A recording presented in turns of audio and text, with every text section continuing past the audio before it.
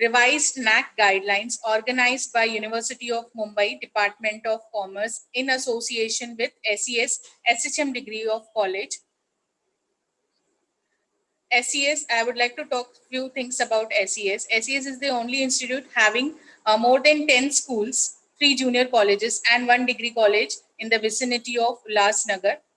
I would like to take this opportunity to give special thanks CMA Dr. Kinnari Thakkar ma'am. Ma'am, we are highly obliged to you for associating with us. CMA Dr. Kinnari Thakkar ma'am is professor and head of Department of Commerce, University of Mumbai, who gave us an opportunity to organize one-day national webinar with in association with University of Mumbai. I would also thank Dr. A.V. Prasad sir for being kind enough to accept the invitation for conducting webinar on NAAC revised guidelines. Here, I would like to hand over to Dr. Kiran Chimnani ma'am, Principal, S.E.S. SHM Degree College of Commerce, to give a warm welcome to all of you. Over to you, ma'am.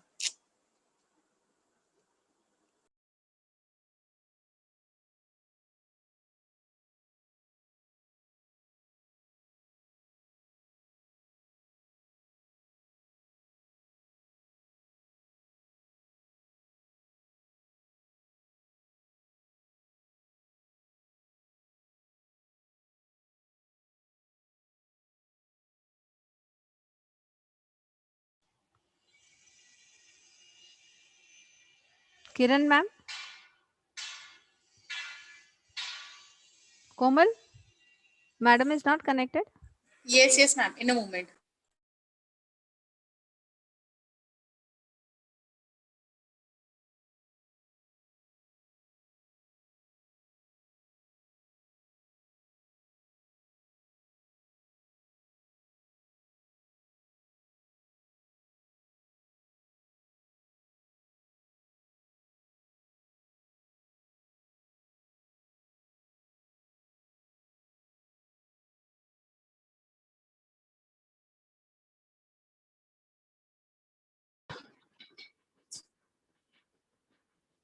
Hello everyone. Sorry for the delay. Thank you, Komal ma'am. Hello. Yes, ma'am, you're audible. Yeah. Thank you so much, Komal ma'am.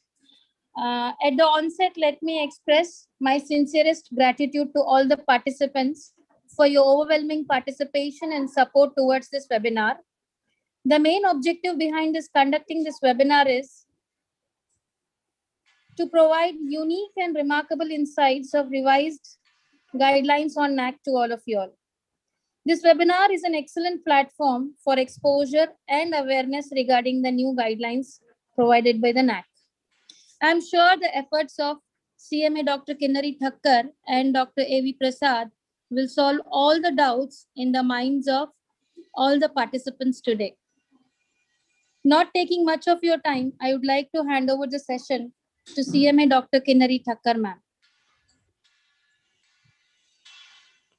Good afternoon to each one of you. I, Dr. Kinnari Thakkar, Professor and Head, Department of Commerce, extends a warm welcome to each one of the participants, the August gathering here on the virtual platform for a webinar on revised guidelines in NAAC. You might be observing that we have a very young, dynamic, but very renowned person in the NAAC, amongst the NAAC, the NAAC person in the NAAC circle, Dr. A.V. Prasad, who is going to address the webinar and get all the information related to the revised guidelines. And now let me introduce Sir. When I asked Sir to give me short profile, he gave a very, very short profile, which is just of a few lines, but his long personality and his credentials will prove it all, that what kind of work he has done in the field of National Assessment and Accreditation Council. Dr. A.V. Prasad is an assistant advisor of NAAC, and he is located in Bangalore for his job. He's a postgraduate from the Faculty of Statistics from Sri Venkatasavar University, Tirupati, Andhra Pradesh. He has completed his doctorate degree in statistics. He received gold medal in that and several other prizes he is a recipient of. During his research program, he has been awarded the DST Inspire Fellow and he has published 8 international research papers. He joined NAAC in the year 2017 and he has climbed a ladder in very short time. Within 3 years of experience, he has been appointed as a coordinator assistant advisor in the NAAC Assessment Accreditation Council, Bangalore. He has coordinated more than 190 colleges for accreditation. And with his rich experience in statistics, he has used NAAC data for fine tuning the revised accreditation methodology of NAAC. I hearty welcome you, sir, on this virtual platform. And uh, also thank you for instantly giving us an opportunity to listen to you. And at the same time, all those aspiring colleges who want to get accredited or re-accredited, for them, you will really you will really be a lot of help in solving their doubts and clarifying all the important aspects related to the revised guidelines. We are all aware that the revised guidelines are 70% and 30%. Lot of documentation is required and 30% is dependent on the NAAC peer visit. So how the entire documentation process without getting the queries, without posing yourself in a query zone, how the NAAC documentation is particularly related to the 70% should be very systematically done. So these all information and guidance we are looking forward and awaiting for a excellent session from your side, and welcoming you and thanking you at the same time for accepting our invitation immediately, instantly, and blessing us, all of us, with your august presence. Thank you, sir, and over to you. Good afternoon, madam. Am I audible? Yes, sir, you are audible, sir. Okay. Good afternoon to all the participants. Good afternoon to Dr. Kinnari, madam. All the faculty members, principal, IQAC coordinator of the college, SSGM Degree College of Commerce and University of Mumbai Department of Commerce. It is my pleasure to be associated with the university and colleges. In fact, it's my duty to create awareness on the NAAC guidelines and framework. Without wasting any time, let me share the screen.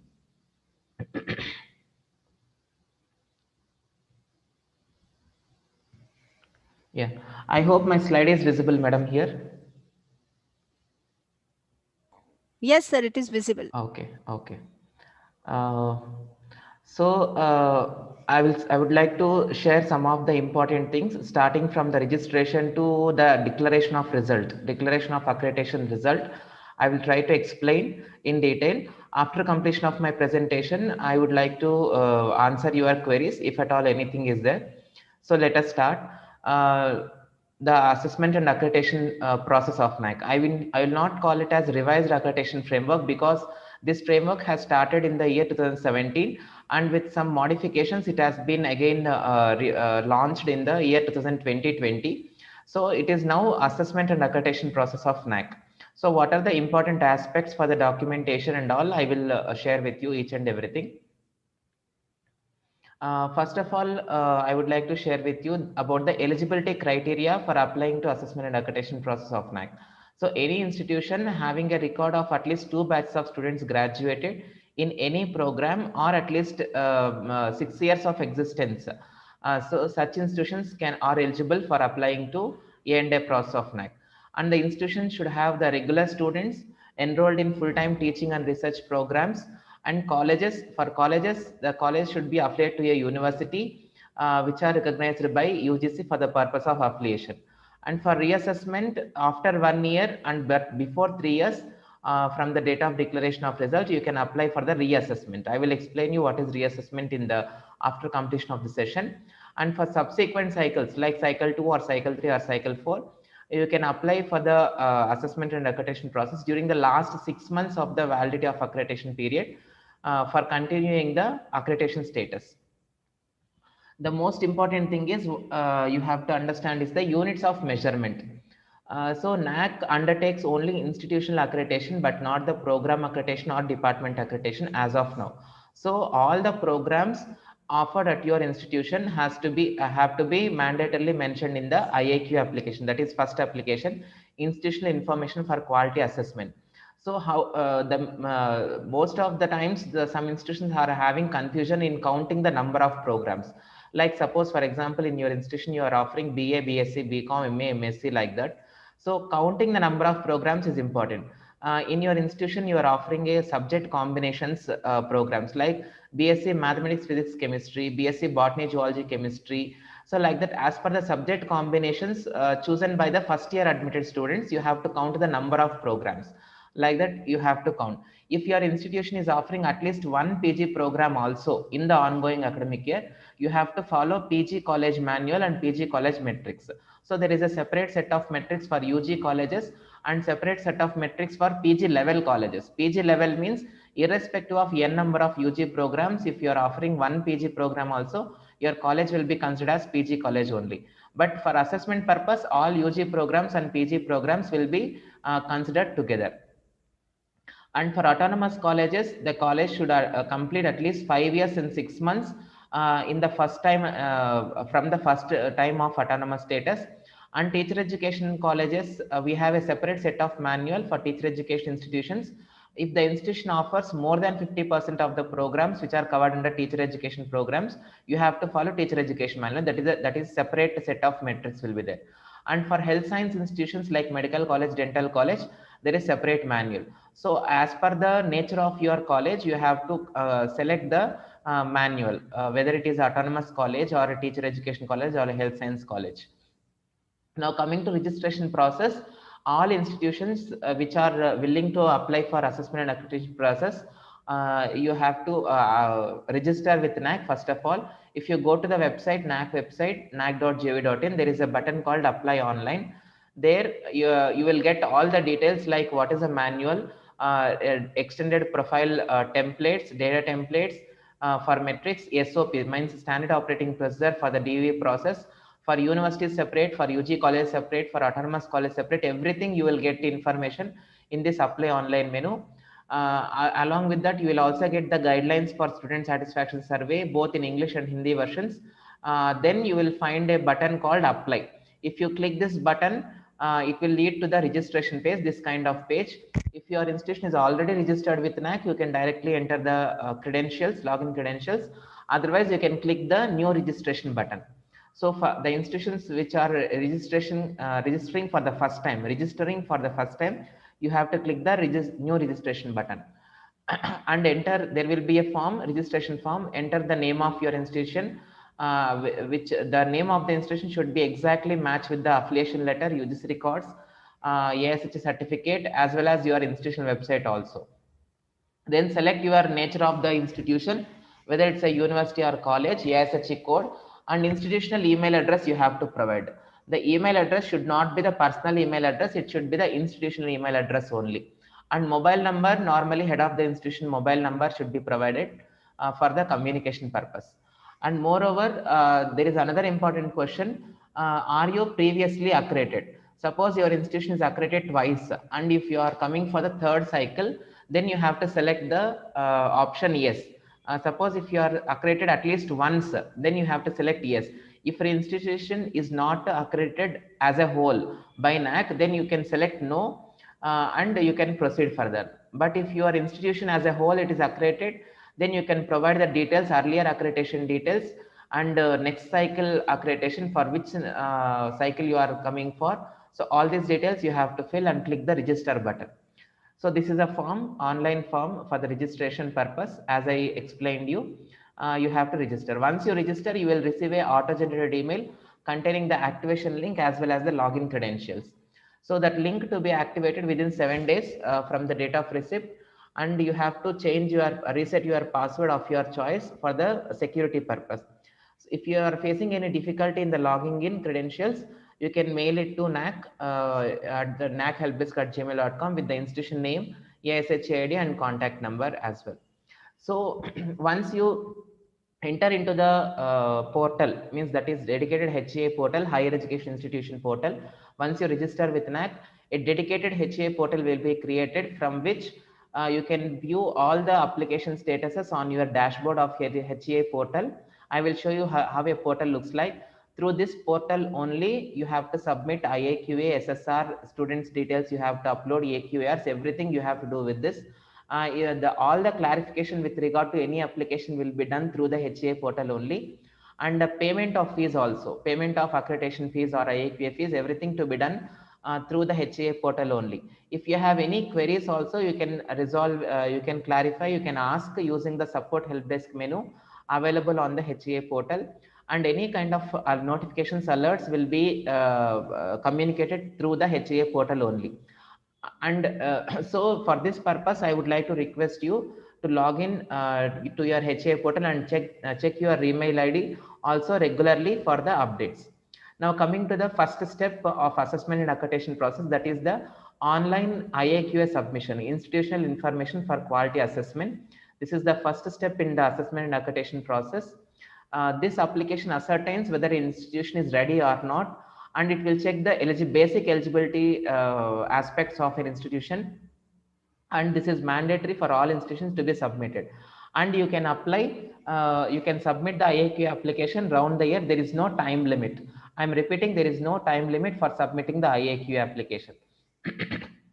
So first you have to fill all the details in the IAQA, then you have to pay the fees, then check all the details, you have to submit the IAQA. Then with regard to IAQA application, some clarifications may be sought by NAAC office, and after receiving the clarification response, it will be either accepted or rejected. In a very rare case only it will be rejected, but even though if your application is rejected, you will get 2 more chances to submit the IAQA once again, so you no need to worry for that rejection purpose. So basic details you have to provide in the IAQ application. I will focus on the major aspects only. So IAQ has to be submitted online through the HA portal, and you have to check the cycle number, whether it is cycle 2 or cycle 3, you have to check the cycle number. It will be automatically displayed basing on the registration records. So there will be 5 tabs: basic eligibility, affiliation, compliance, and all. Under each and every tab, you have to fill the details. So the important aspect in the IAQ application is there is a question called, are you a specific type of college? Yes or no. As I explained you in the previous slides, if your institution is a teacher education college or a medical college or a health science college, you have to select yes and select the appropriate manual for the SSR. By default, it will be no. So the computer will redirect your application for the SSR for the general institution manual, like general autonomous or general affiliated colleges. It will redirect. The computer will automatically redirect the manual.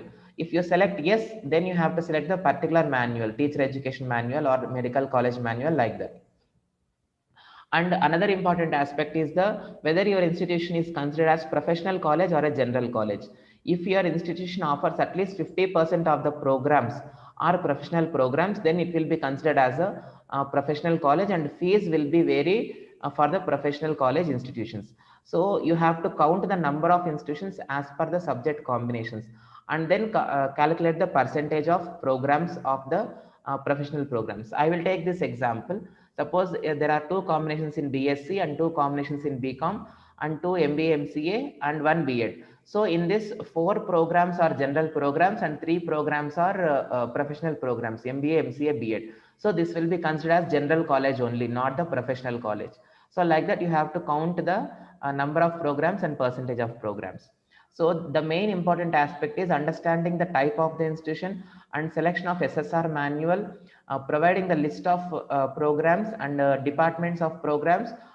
These things you have to keep in mind while submitting the IAQA. And data information you have to provide for the ongoing academic year. For example, now you are submitting, it means 2020-21 academic session, the list of programs along with the subject combinations and the number of teachers as on date, number of students as on date, you have to provide. And before submitting the application, you have to verify the details, verify the information, and then click the submit button. And all the documents with related to IAQA, there is a file size restriction. all the documents to be less than or equals to 1 MB only. 1 MB only. You have to compress it and upload. So in the apply online, you will get the formats, IAQF formats, as well as instructions to the HEIs. This will give the guidelines for IAQ application. And there are two formats, self-declaration and undertaking formats, which are supposed to upload in the IAQ application. And the documents required for the IAQ purpose are listed here. The ASH certificate only you have to provide, and university affiliation letter for all the programs valid for the ongoing academic year you have to provide. And if your institution offers any professional programs, like for MBA, MCA, you have to provide AICT approval. For B.Ed, you have to provide NCTE approval, like that. And undertaking form is there. You have to fill and upload the undertaking form. Self-declaration with regard to a list of programs offered at your college, you have to upload. And if your institution is an autonomous college, that autonomous status by the UGC you have to upload. This is a glance of the undertaking. This has to be filled and upload. And this is the format for the self-declaration. Along with that, if you any recognitions from the UGC, like UGC 2F recognition, UGC 12B recognition, if you are offering, if your institution is recognized, that you can upload.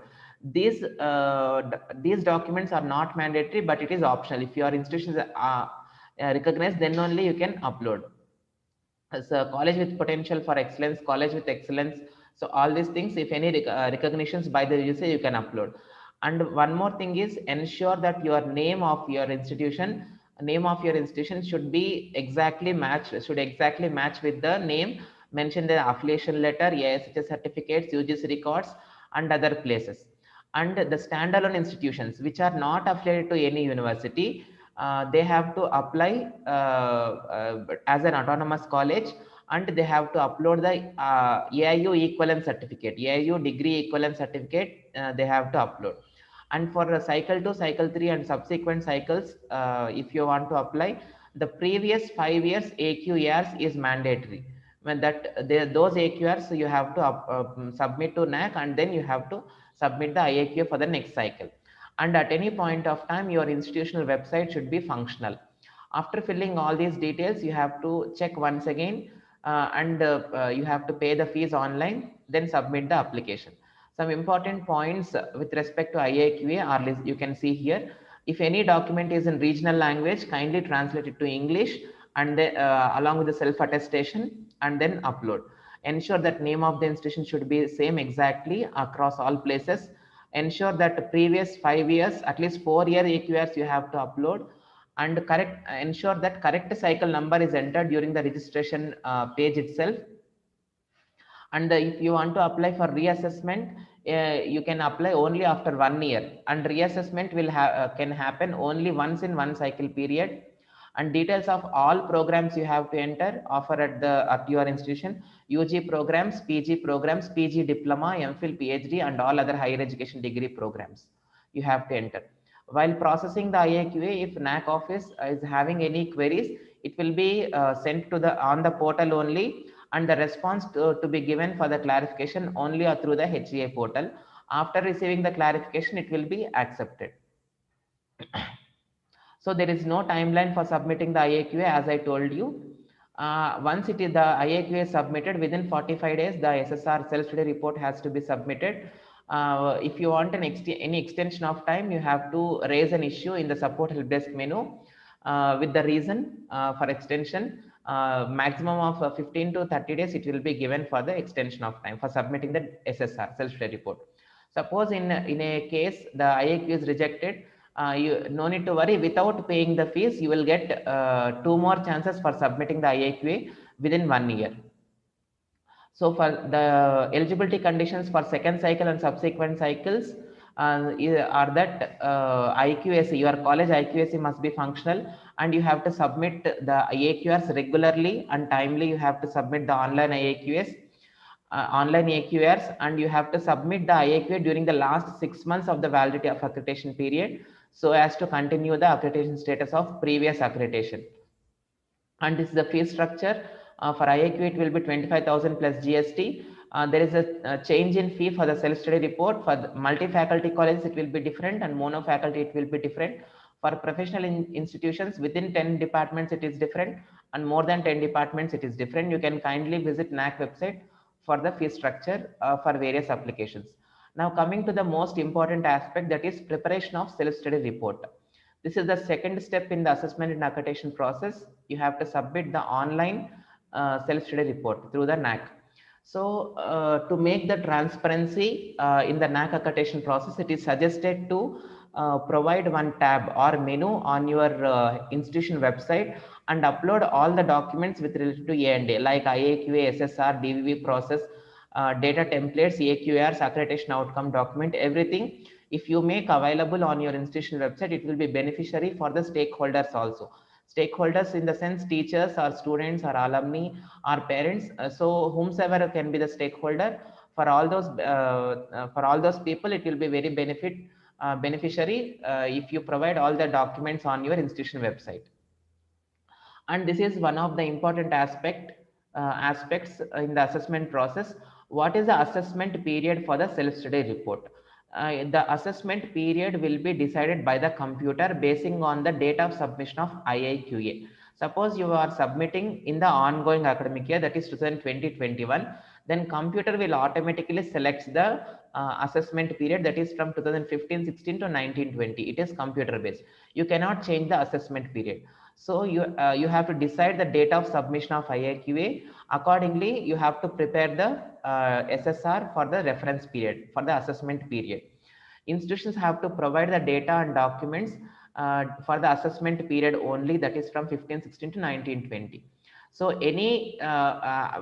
one more important point is, because of this COVID situation in the year 2020-20, NAAC has extended, as per the UGC guidelines, NAAC has extended the academic year period for 2019-20, that is from 1st June 2019 to 31st December 2020. So all the kinds of activities like student internship, project work, seminars, extension activities, this kind of webinars, all the things, all the things done before means till 31st December 2020, you can consider for the year 2019-20 academic year, and you can provide the data in the self-study report. So now coming to the aspects with related to self-study report, these are the 9 steps in the self-study report. First, you have to fill the profile of the institution. This contains basic information like name and address of the institution, contact details of head of the institution and all, status of the institution. And now coming to the academic information, details of programs offered by the institution in the ongoing academic year. Kindly understand profile of the institution in the SSR should contain the data for the ongoing academic year. That is, for example, 2020-21 only. Considering for the metrics, it will be for the assessment period, that is from 15-16 to 19-20, like that. So this is the portal how the portal looks like. The portal will be divided into 2 panes, left pane and right pane. Left pane contains menus and submenus. Right pane contains tabs and application forms. So under the menu manage SSR, you will have 7 submenus. Under each submenu, you will get some different kinds of tabs. Under each tab, you will get the different fields to fill the application form, self-study report. So now coming to the extended profile, I will take the example for affiliated colleges. There is slight difference among affiliated colleges, autonomous colleges and universities as per the type of institution. The extended profile questions are vary a little bit. And most of the I will focus only the aspects where most of the institutions are getting doubts or having confusion. I will focus only on those questions. Some of the institutions are having confusion between program and course. Program, as I explained you, BCom is a program. BCom computer application is another specialization, is another program. And BSc with mathematics, physics, chemistry is a separate program. BSc with botany, zoology, chemistry is a separate program as per the subject combinations. Now coming to the course, what is a course? In the BCom, there is a paper called probability and statistics or quantitative mathematics, like that, or microeconomics is a paper. Each and every paper with at least 2 credits, at least 2 to 6 credits, you can consider it as a course. Microeconomics, macroeconomics, Indian history and culture. So each and every paper you can consider it as a course and count all the courses across all programs offered at a particular year. In the year 15-16, what are the programs and what are the courses in each and every program you have to consider, and remove the duplicates. You have to count one course only one time, then provide the number of courses in the question 1.1. Like that, you have to provide the input for the separately for the 5 years.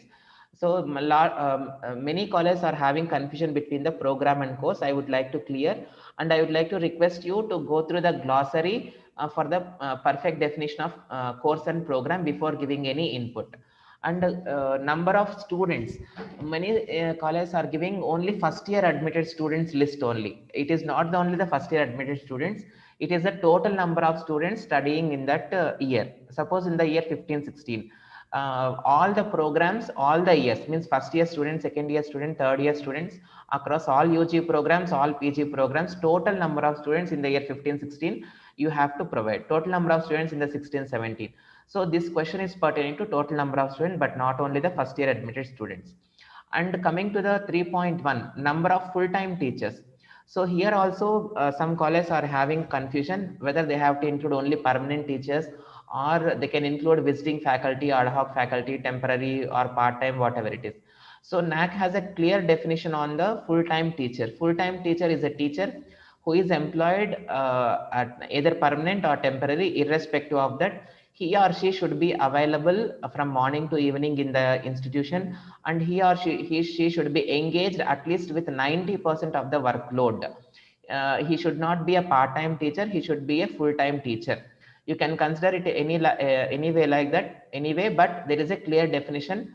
90% of the workload to be given to the teacher, and he should be a full-time teacher, not the part-time teacher.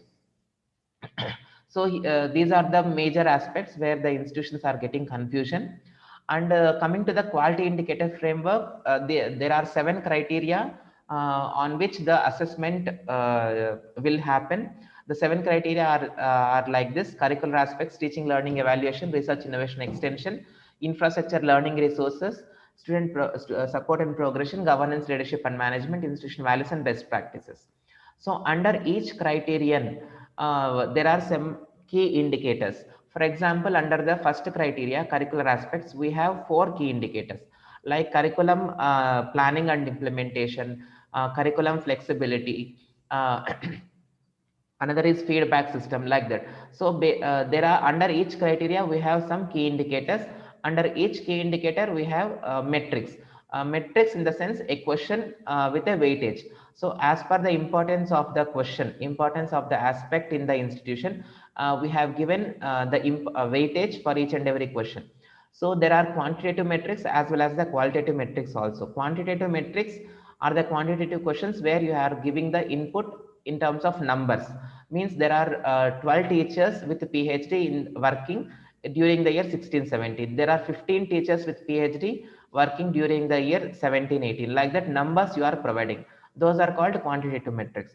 Qualitative metrics are the questions where you are giving the input in terms of text. Means what are the student-centric methods you are following, how you are giving the coaching, means capability enhancement schemes, how you are giving, what are the initiatives you are taking, what are the best practices, what is your institutional distinctiveness. So all these text format responses will be considered as the qualitative metrics. So this is the weightage distribution and the numbers distribution across various types of institution. Now coming to the self-study report submission, how to prepare and what are the guidelines, readiness, how to be ready with the SSR submission. Kindly go through the glossary and understand the correct intent of the metric. That is most important. I took an example, number of teachers with PhD during the year 15-16. It is not about number of teachers acquired the PhD or got the PhD. It is the full-time teachers who are already having the PhD degree and working in the year 16-17. That is the question with the PhD. It is not acquired PhD in the particular year. So kindly understand the correct intent of the metric and provide the correct number. Data and information you have to provide for both quantitative and qualitative metrics. You have to upload the relevant supporting document as per the manual and SOP. So in the manual, if you see, we have given a clear-cut list of documents, as well as in the SOP document also, standard operating procedure for DV process. There is another document I shown you in the previous slides. So there also list of documents, suggestible documents required for a particular metric. We have given what things you have to include, what things you should not include for a particular metric. A clear picture has been given. I will show you in my next slide. Kindly go through the NAAC manual and guidelines. For each and every quantitative metrics, you have to upload the data templates, supporting documents, as well as links. All these are readily available in the NAAC website. You can just browse it. You can go through the NAAC website. You will get complete information. On the portal also, on your HA portal also, at each and every metric and sub question and sub metrics, as well as the upload button, we have given a tool tips. What a question is intended to, what kind of numbers you have to provide, what kind of document you have to upload. Like tool tips we have given on the HA portal also for your ready reference. And there is a file size restriction in the SSR. Any document you are uploading, it should be a less than or equal to 5 MB only. If any documents exceeds 5 MB, not a problem. You can upload the document on your institutional website and provide the link, particular link, that is also sufficient. Wherever you are providing the links, you have to provide the particular and functional URLs, universal resource locator, particular link, instead of the generic website address. If you provide a generic website address of your institution, it is very difficult to locate in which menu or in which particular tab the respective document is uploaded. So we kindly ensure you have given a particular link instead of the generic website address. And one more request is that you have to avoid the password protection of the documents. Also, you have to avoid the links providing in the Google Drive, Microsoft OneDrive, Amazon Cloud, and other similar drives. You should not give the links. Any link should are to be hosted, are to be provided, which are hosted on your institutional website only. Third party websites links are not acceptable. And one more important thing is units of measurement. You have to understand what are the units of measurement for a particular question. For example, expenditure spent on the purchase of books, e-books, journals, e-journals during the last 5 years. So during the year 16-17, you have spent 4,27,000 for purchase of books or journals. So you have to mention as 4.27 only, not 427,000. You have to, in the question itself, it is clearly mentioned in lakhs, amount in lakhs, INR in lakhs, it will be mentioned. So you have to see the units of measurement and then you provide the input. Because once you mention, it will not be changeable. If the DVA partner has not raised the query, then it will not be changeable. So it will be difficult for the assessment process also. So understanding the units of measurement is also very important. And while uploading the PDF documents, kindly ensure the document is readable and all the clauses are visible, all sentences are visible, clearly visible document only. And wherever you are uploading the photographs, especially for the physical facilities available at your institution, like ramps, rails for the physically disabled students, etc., rainwater harvesting, construction of tanks and bunds, all these things, solar bulbs, LED bulbs. So all these things for the physical facilities available, you have to upload the geotagged photographs only. So it is very easy. You can take a digital camera or a smartphone. You can put the location on and capture the photograph. You can find the latitude and longitude information. So that information you can paste against the photograph, and that will become the geotagged photographs. I'll explain you. I'll show you how to capture this in the SOP. I'll show you in the next slide. And I explained you about the English translated version of the document. So any document, if it's in regional language in Marathi or Gujarati, kindly ensure it should be English translated version of the document. If it is in Hindi language, we can accept, but we prefer English translated version of the documents. Another important aspect is wherever you are providing the audited statements. Audited statements, if you are providing, it is requested to highlight the particular head of expenditure and then upload the document. For example, I will take this same example, expenditure spent on the purchase of books, e-books or journals, e-journals. So in your audited statement, you kindly highlight the expenditure for the purchase for the books, purchase for journals, you highlight and then upload. So for private institutions, chartered accountant certification is mandatory along with the head of the institution attestation. But for government institution, only head of the institution certification is enough. And proper documentation and its presentation plays a major role, plays a vital role in the assessment and accreditation process of NAAC. So this is a glance of the glossary where you can get the details of all kinds of terminology used in the assessment and accreditation process. So now coming to the criterion wise, I will just go through. So these are the key indicators in the first criterion, and for each criterion there is a separate weightage has been given. So in the entire first criteria, you have to give the information. So what are the initiatives you are taking for the effective curriculum delivery? The list of programs with the CBSS system or elective score system. What are the add-on programs you are offering at your institution? What are the courses? List of courses having the experiential learning like project work or field work or internship. Number of students undertaking the project work, field work in the latest completed academic year. Whether your institution is collecting the feedback on the curriculum syllabus only, curriculum syllabus, and whether the collected feedback is analyzed and action taken. Also, all this information will be captured in the first criterion. So this is a terminology we are using for program and course. So as I explained you, organic chemistry is a separate course, real analysis is a separate course, macroeconomics is a separate course, solid state physics. So you have to understand that terminology and difference between the course and programs. So now coming to the add-on courses, I will take some examples. TV production, industrial psychology, functional Hindi. Apart from the main syllabus, main curriculum, if your institution is offering this kind of add-on courses to the institution, so any add-on course of at least 30 contact hours or more. So 30 or more contact hours, those courses only will be considered as add-on courses. And one as a supporting document, brochure or any other document related to add-on course you have to upload. So it should be additional document, additional course. It should not be the same course which is offering in the usual curriculum. So this is a glance of the SOP, standard operating procedure for the first criterion for the DV process. I will take one example in the first criterion. This is a quantitative question where the teachers of your institution participate in the following activities like academic council BOS of the university, setting up of question papers, design and development of curriculum for add-on courses, etc.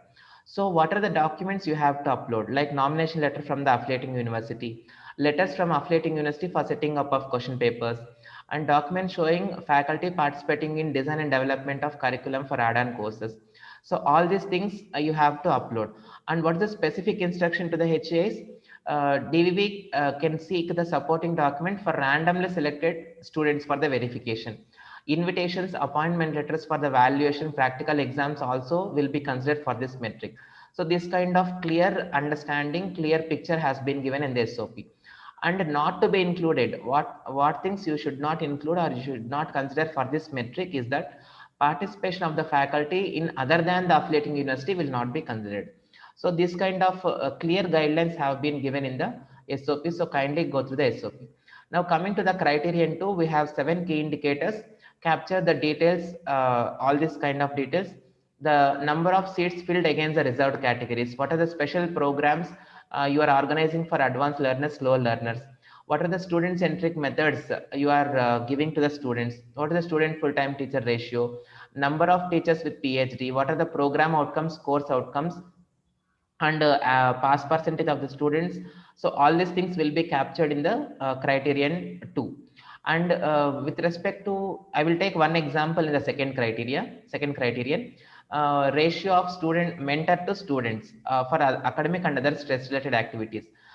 So if your institution is having a mentor-mentee mechanism, then there must be a circular pertaining to the details of mentor and their allotted mentees. So that copy you have to upload, and approved list, mentor list as announced by the head of the institution, that has to be uploaded.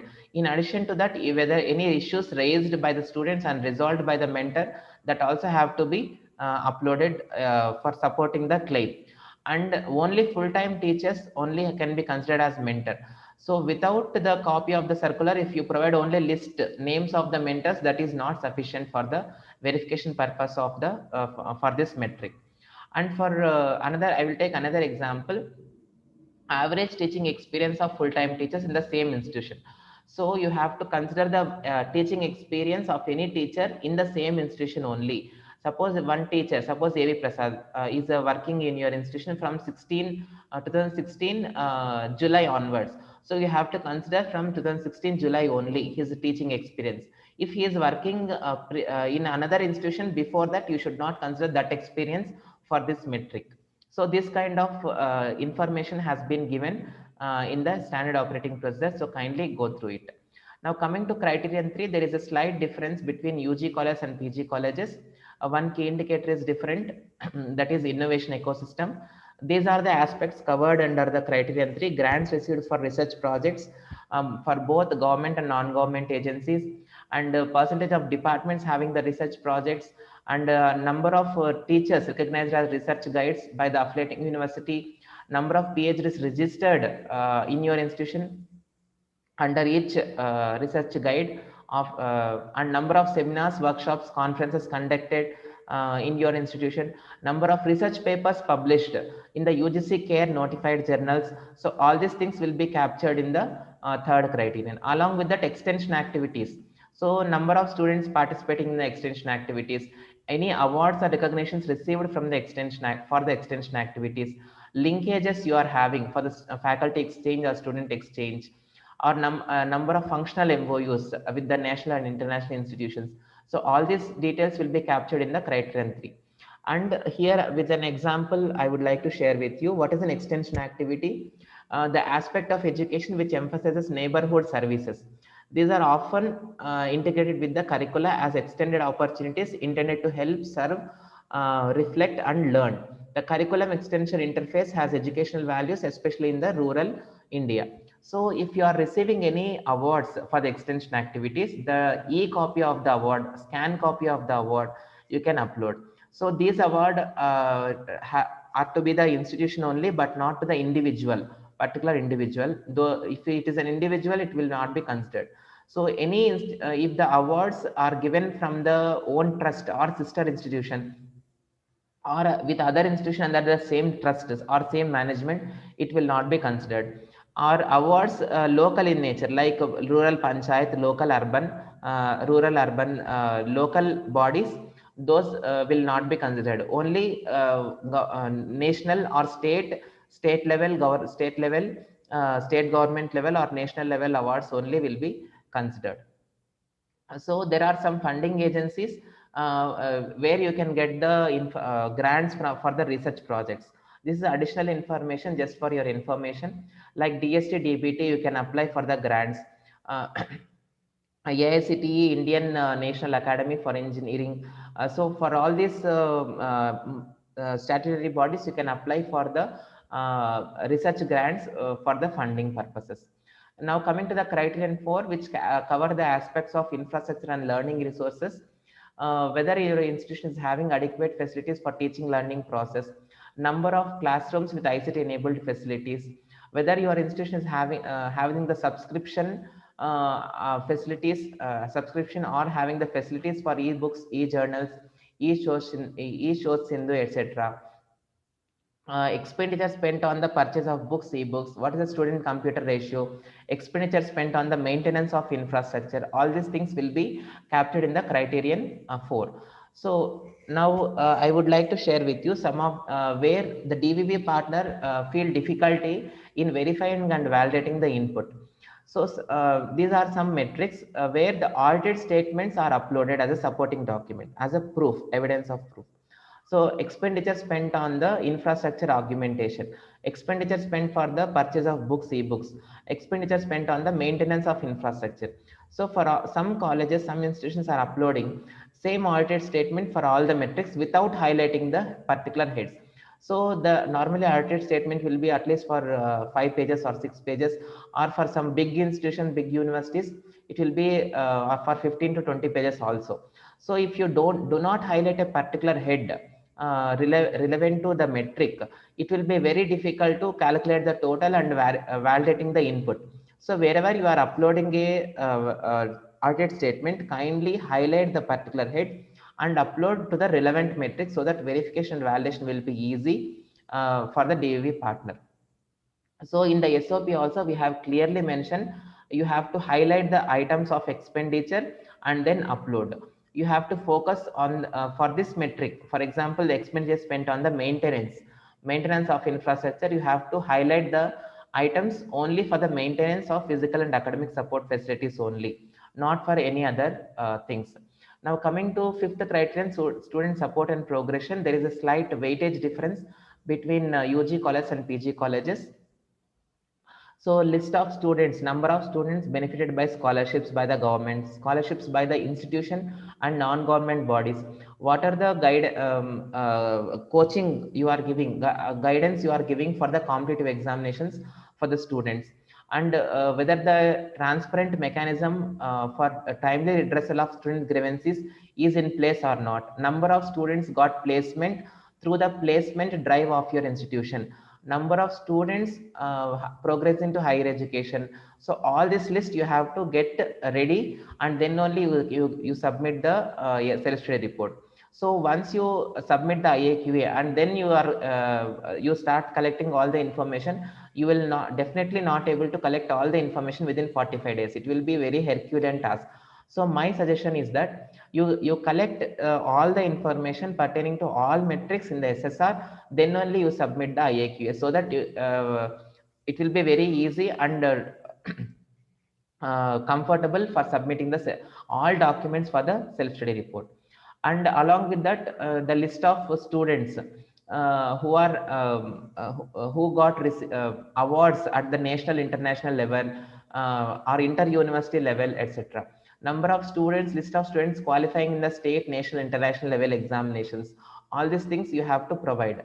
And one more new aspect we have come in the revised accreditation framework, that is alumni contribution, alumni association.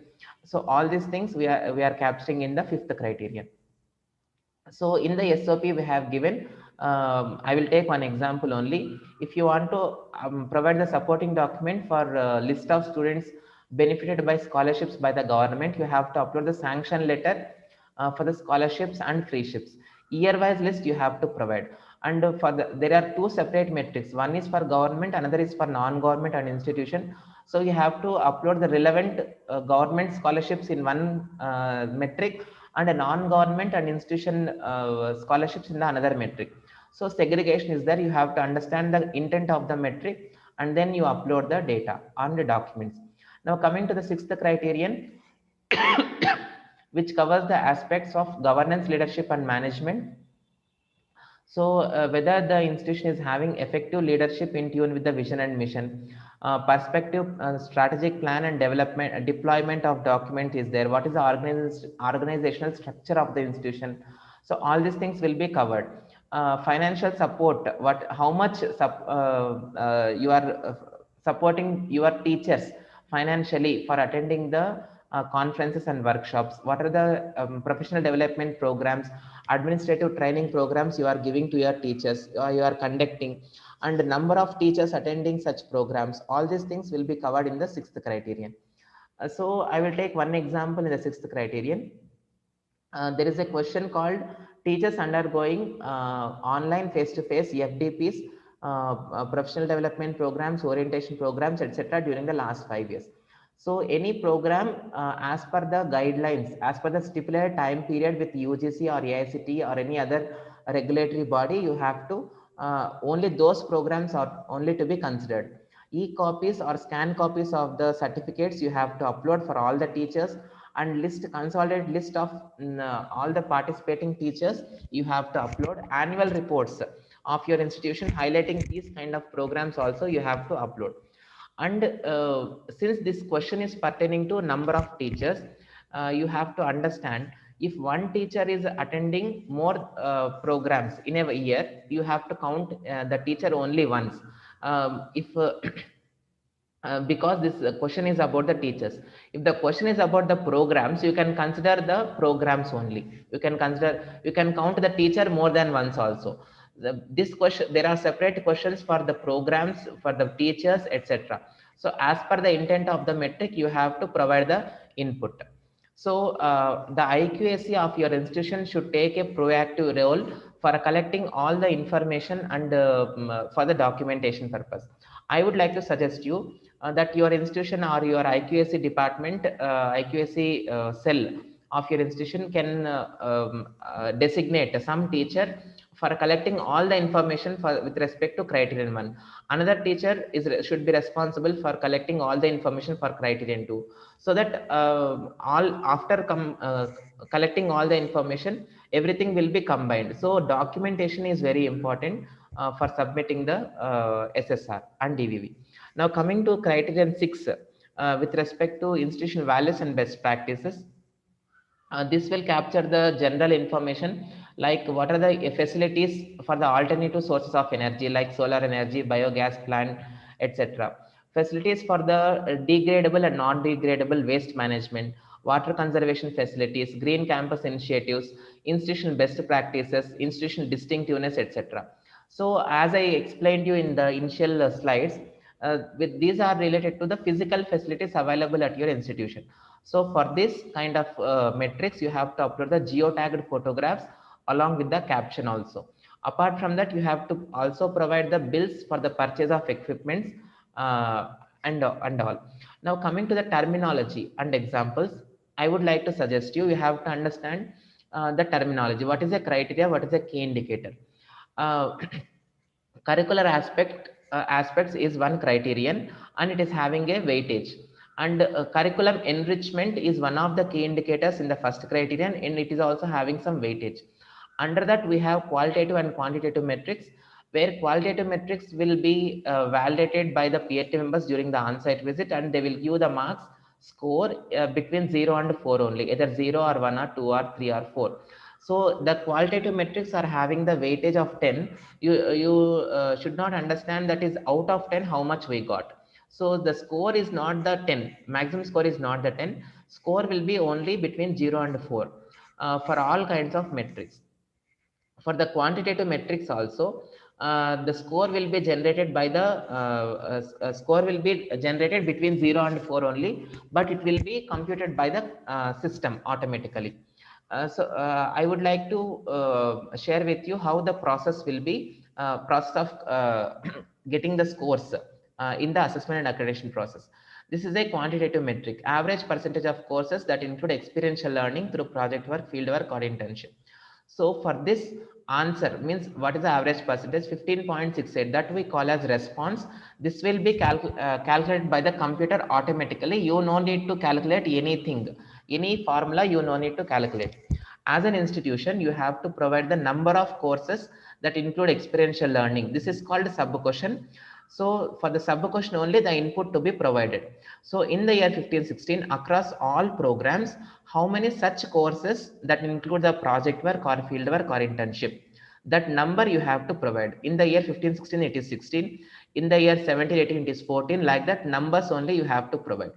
Basing on this input, the computer will calculate the formula and it will give the response. Means final result it will be provided 15.68. Basing on this response, there are predefined benchmarks for each and every quantitative metric.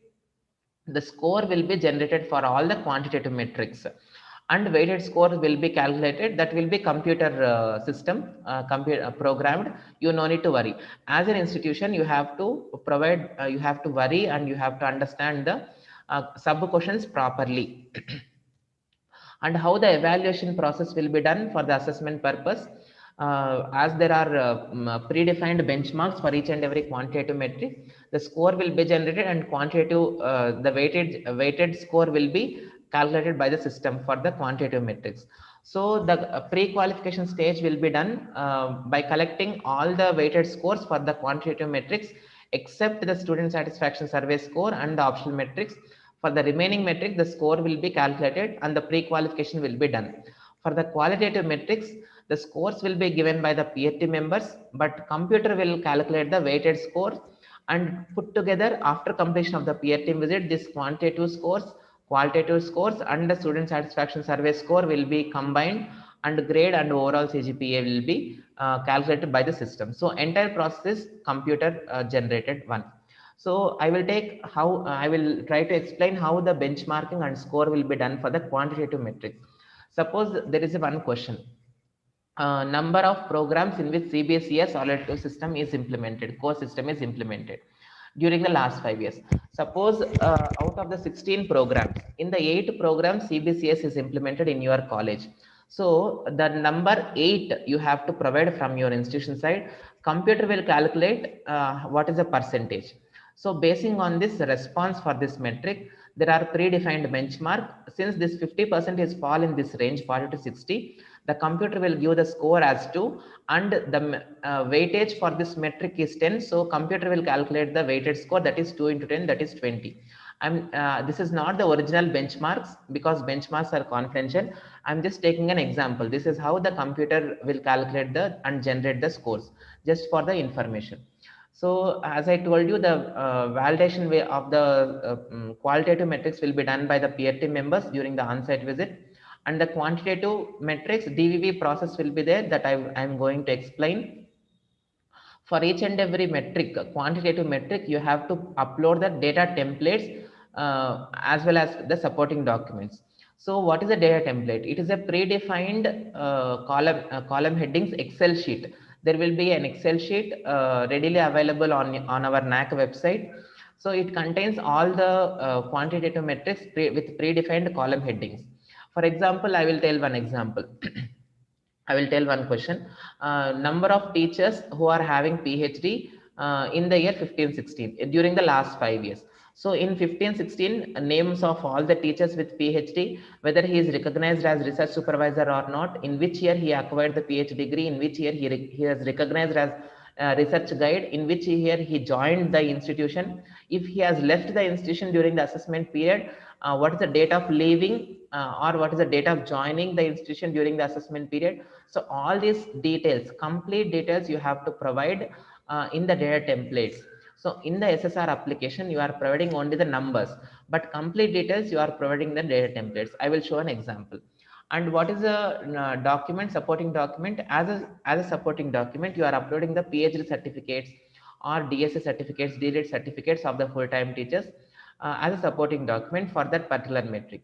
And similarly for different kinds of metrics, there will be different kinds of documentation, like minutes of the meeting, decisions taken, awards letters, letters of appointments, etc. So all these things are readily available in the NAAC website. You can go through it. So this is how a data template looks like. For example, this question, percentage of programs in which CBCS has been implemented, program code you have mentioned, program name, year of introduction, whether for this program, suppose BCom computer applications, it is having a program code. In this program, whether the CBCS is implemented or not, yes or no. If it is implemented, in which year it is implemented, and link to the relevant document. Your affiliating university might have sent a circular or a notification to your college stating that you have to implement the CBCS system or elective course system for this program. Like that, there will be a circular. There will be a minutes of the board of studies of the affiliating university. That document you have to upload on your college website, and the relevant link you have to provide against each and every program, so that verification and validation will be easier for the DVV purpose. And this is a glance of the SOP, where you can find the general guidelines, means like what file size, what's the file size restriction, you have to avoid the Google Drive links, Microsoft OneDrive links, etc. How to submit the DVV clarification, all these things you can find the general guidelines. Apart from that, you can also find how to capture and upload the geotagged photographs. This you can go through it. And for each and every extended profile questions also, you can find the clear-cut list of documents, specific instructions, not to be included, everything you can find extended profile question wise, and as well as for the metric wise. There are some kinds of quantitative metrics in the SSR. The first one is The quantitative metric which seeks year-wise data during the last 5 years. Means a separate input you have to provide for separate years. Like I will take an example. Metric will be average percentage of full-time teachers. The sub question is, means sub metric is number of full-time teachers with PhD. In the year 15-16, how many teachers with PhD? In the year 16-17, how many teachers with PhD? Like that separate input you have to provide for the separate years. And the second kind of question, a quantitative metric, is that you have to select the options, means options based metric, A or B or C or D. Like for example, bandwidth of the internet connection in the institution, leased line. Suppose your institution is having a leased line internet connection of 45 Mbps. It will fall in the range of 30 to 50. You have to select the option B on your HA portal. And the third kind of quantitative metric which seeks the data only for the latest completed academic year, but not for the 5 years. So as an example, number of students undertaking the project work, field project, research projects or internships only for the latest completed academic year only, but not for the 5 years. So that number you have to provide. And fourth kind, where the computer will automatically calculate the response. You no need to give any input separately for this metric. The computer will capture the data from the extended profile and it will generate the result in the for this metric. For example, student full-time teacher ratio, number of students in the latest completed academic year as well as number of teachers in the latest completed academic year, or you have already provided in the extended profile. So from that, computer will fetch the data and provide the result. You don't need to do anything, any input for this kind of metrics, automatically generated metrics. And there is another kind of metrics where the block year data you have to provide. These kind of questions are applicable only for universities and autonomous colleges, but not for the affiliated colleges. Means block, what is called block year? You have to provide only one input collectively for the 5 years.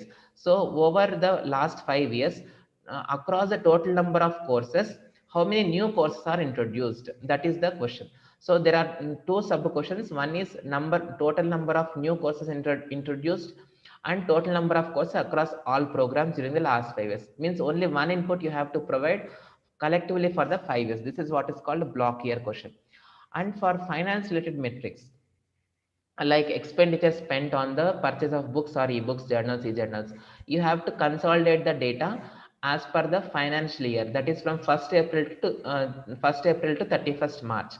And for publication related data, like number of research papers published during the in the UGC notified journals, number of books or chapters in the proceedings, etc., conference proceedings, you have to provide the data for the calendar year.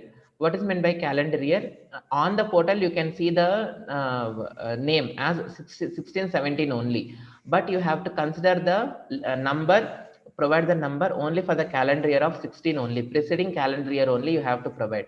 Means the number of research papers in the published by your college full-time teachers during the calendar year of 1617, that number you have to provide on the portal as a 1617. So any paper published after 2016 December 31st December means in the January 2017, you should not consider for this particular cell only for the publication related metrics.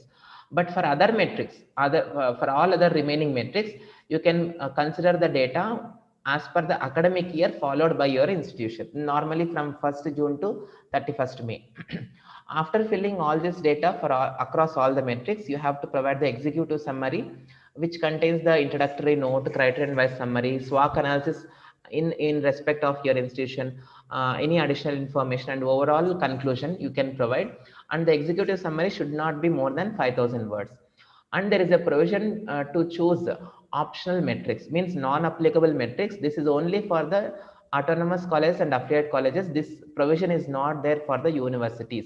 For universities and university level institutions, all metrics are mandatory. This provision is only for the autonomous colleges and affiliate colleges. So there could be some questions where those questions are not applicable to your institution, to your colleges, like funds, grants received from non-government bodies, philanthropists, etc. during the last 5 years. So many of the colleges may not get more funds from the non-governmental bodies. So such kind of questions you can opt out. So the verification and validation will not be done. and the, excluding that metric, for the remaining metrics only, the score will be generated and the CGPA will be calculated. Somehow this is beneficiary to the institutions. This is only beneficiary to the institution, and there are some rules for opting out the non-applicable metrics also. So out of the total 1000 weightage metrics, to a maximum of 30 weightage you can opt out, and each and every criterion you can opt out only 10 weightage metrics, and all the questions in the first, second and seventh criteria are essential. You cannot opt out any metric in those criteria. And there is a list of optional metrics included in the manual. From that list you can choose the optional metrics, and all qualitative metrics are mandatory. You cannot opt out any qualitative metrics. After selecting the optional metrics on your HA portal, you have to upload the students details for the survey purpose. At least 50% of the student details mandatorily you have to upload for submitting the SSR online. After that you have to pay the first installment of fees. Then you have to preview all the details, check all the documents you have uploaded or not, and you have to submit the self-share report within 45 days from the date of acceptance of IAQA. Once you submit the SSR, you cannot withdraw it. Suppose if you do not complete the E&A process, that information you have to upload on your college website, and it will be uploaded on the NAAC website also. And you cannot apply for E&A process within 1 year. After 1 year only you can apply for E&A process next time. Now coming to another important aspect, that is data validation and verification process. This is the third step in the assessment and accreditation process. NAAC has identified some external professional agencies for the verification and validation of data in the SSR. Once the self-share report is submitted online on the HA portal, it will be automatically assigned to one DVV partner, data validation verification partner, automatically by the computer. The DVV partner will verify and validate the input only for the quantitative metrics. They will check the input for the extended profile questions as well as for the quantitative metrics. They will check the data templates for the complete details, whether the complete details are mentioned in the data templates or not.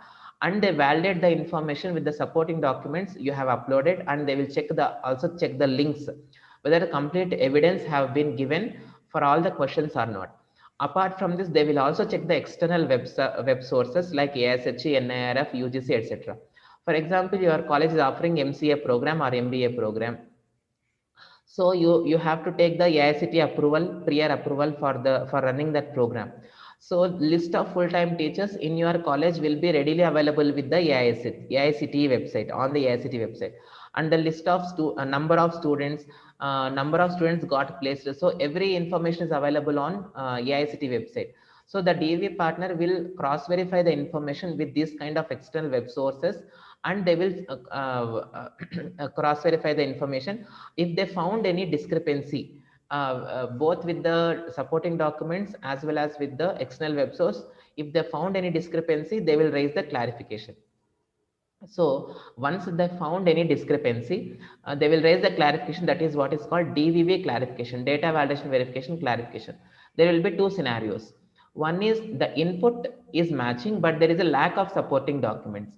So in that case, they will raise the queries for the additional supporting documents or information without suggesting a different input. Another scenario is the input itself is not matching. With their verification process, the input itself is not matching. They got some other input. So in that case, they will raise the queries by suggesting a different input, and they will seek the clarification. On the AICT website, there are only 15 teachers, but you are showing there are 25 teachers in the year 18-19. So why this discrepancy is happening? Kindly clarify. Like this, they will suggest the different input, and they will ask the clarification. This is what is happening in the DV clarifications. So the clarifications will be both for action profile questions as well as for the quantitative metrics, wherever they found the mismatch or discrepancy in the data. So once the DV clarification, the DV partner raises the clarification, this kind of alert will be shown on your HA portal. So under the DV manage DV menu, you can see this kind of clarification. You have to click the fill responses button. This is how the screen looks like for submitting the DV clarification. You can see the metric, description, input, whatever you have given. Under the column findings of the DVV, you can see the query raised by the DVV partner. And in the last column, that is called response of HA, where you can find a text box for for providing your response to this question. And after writing the response, you have to submit. If you want to upload any document, you can upload using the choose file option. You can upload. So like this, you have to fill all the queries, all the responses you have to provide, and then you have to click the submit response button. Kindly ensure after filling all the responses, you have clicked the submit response. If you do not click the submit response, the computer will automatically submit on the end of the 15th day. It will automatically submit it. So kindly ensure that you have submitted properly. So especially during the DAV process, there is a most useful and important document for the DAV process, that is standard operating procedure, which will give the better clarity on what kind of relevant supporting documents to be provided for the DAV queries, which are considerable and which are not considerable. You will get a clear picture. I have explained you all these things in my earlier slides. And then important aspect is the decision on the pro rata basis. This is another important aspect in the DV process. Suppose for any metric, the input is more. So verifying and validating the input for all the aspects it will be very difficult. Suppose in your institution, number of students undertaking the project work or field work or internship is 750 students. So going through and checking all the 750 students is very difficult for manually. It is very difficult. So in this case, wherever the input is more, the DV partner will randomly select some students names, and they will ask the internship certificates or the project work reports or field work reports randomly. So the institution also has to provide the complete documents, internship certificates or the project work reports only for these 25 selected students. If the institution provides the complete and satisfactory details for all the 25 students, then the DA partner will agree with your institutional input. Suppose if you provide the satisfactory documents only for 20 students, so on the proportional basis, the DV partner will modify the input. So out of the 25, you have given only 20. So your input is 750, the DV input will be 600. So like this, decision will be taken on the proportional basis. Another aspect is inflignate review. This is applicable only for universities and autonomous colleges. There are two metrics with respect to bibliometrics of the research publications in the Scopus and Web of Science, and the H index, citation index and H index. In this case, the input will be given by the inflignate directly. The college will not give, autonomous college or university need not to provide any input, but inflignate will give the input. If the after giving the input, you will get a auto generated email as well as the notification on your HA portal also. If the institution having any objections on the input provided by the inflignate, you can write, you can comment along with your justification within the stipulated timeline. After receiving your comments and objections, the inflignate will take a final decision on these two metrics. Timelines will be similar to the DV process. Now coming to the timelines for DV process, it will be only 15 days time. You have to clarify all the queries. You have to upload all the relevant documents. If you want to edit any input, that edited input you can provide during the clarification stage only. That edited input will be considered as revised HA clarification input. And at any point of time, there will not be an extension will be given for submitting the DAV clarification. If you want an extension, you can raise a query on the support help desk menu with the reason for extension of time. You will get the time maximum of 7 days. But at any point of time, there will not be any second level clarification. After receiving the responses from the institution for all the queries, the DV partner will once again go through and review and they will update the input. As per their finalization, the responses will be modified, will be recalculated by the computer, and the self-study report will be updated with the new input. So in the updated self-study report, you will find a annexure that is called deviation analysis report, which contains the input before DVV clarification and after DVV clarification along with the remarks. Suppose if at all for any metric, the input is changed, why it is changed, why the DVV has not considered the institution input. So all these reasons will be there in the deviation analysis report. You can have a look on the updated SSR. So after completion of the DVV process, you can see the status of the for each and every metric, whether it is accepted by the DVV or it is not accepted by the DVV. There will be 4 scenarios. I will try to explain with each with one example. So first one is no answer change. So if the input provided during the SSR submission is accepted by the DVV partner, it will be considered as no answer change. If the clarified edited input provided by the institution during the clarification stage is accepted by the DVV, that will be considered as HA clarification accepted. So here I would like to share with you, especially with this metric, number of functional MOU with institutions of national importance or other institution. So any MOU will be considered as functional MOU only if at least one activity is conducted in an academic year. Then only such MOU will be considered as a functional MOU. Otherwise, it will not be considered as a functional MOU. And third one is DVA suggestion recommended where the DVA partner is not accepted the institution's input. Here you can see the HA clarification input is different and the recommended input is different, and the final status also you can see DVA suggestion recommended. So here in this case, the institution might not have given the satisfactory documentary evidences for this metric, and hence the DVV has not agreed with the college input. Another scenario is changed after clarification. Here you can see HA clarification input is different and recommended input is different. Here there are some satisfactory documents and satisfactory responses, but it is not sufficient for the claim made by the institution.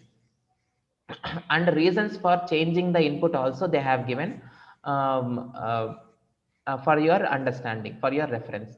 And as I told you, this is an example for universities and autonomous colleges, this question. Here you can see the remark. Any course introduced outside the assessment period will not be considered for this metric. See, the question is about number of new courses introduced during the last 5 years. It means during the assessment period only, if any new course is introduced, that only will be considered. Any course or any activity done outside the assessment period, that will not be considered for the SSR.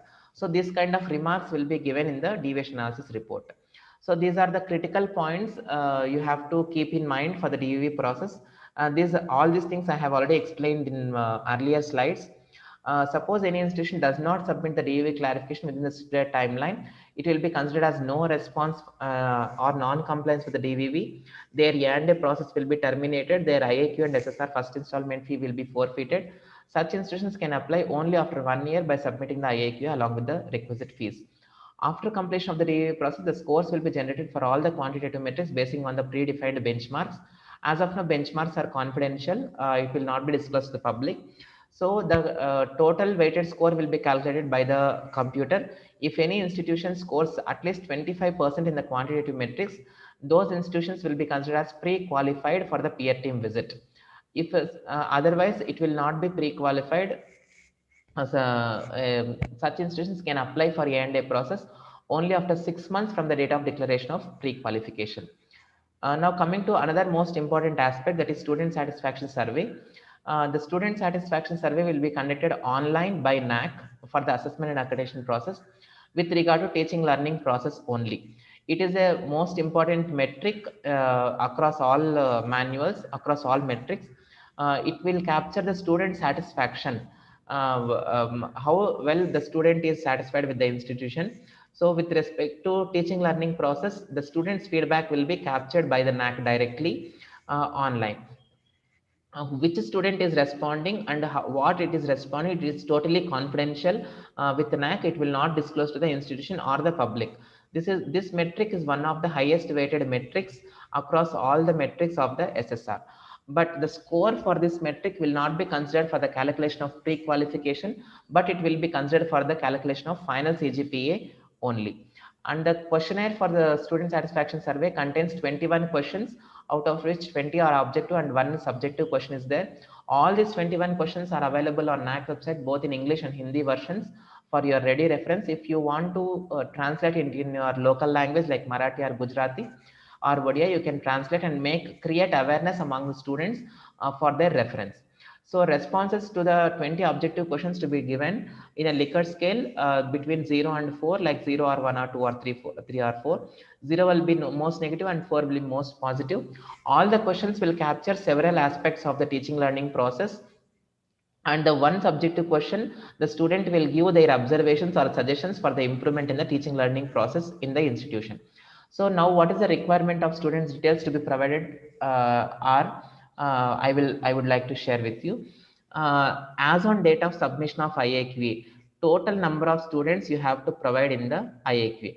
Means suppose today you are submitting the IAQA, so today during the academic year 2020-21, all students in the first year, second year, final year across all UG, PG and other higher education programs, you have to provide the number. So out of that, at least 50% of the students details you have to provide.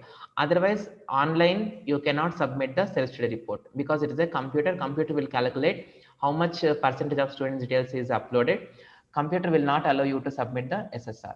So these are the students details to be provided: name of the student, gender, state, nationality, email address. Email address is mandatory, that is very important. Program name, student enrollment ID, or any ID you can provide. Mobile number is optional, it is not mandatory, and year of joining.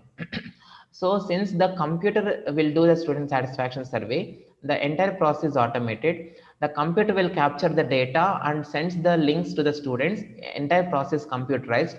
You have to follow the technical instructions while uploading the students data. Technical instructions in the sense, for one Excel sheet you have to provide only 500 records.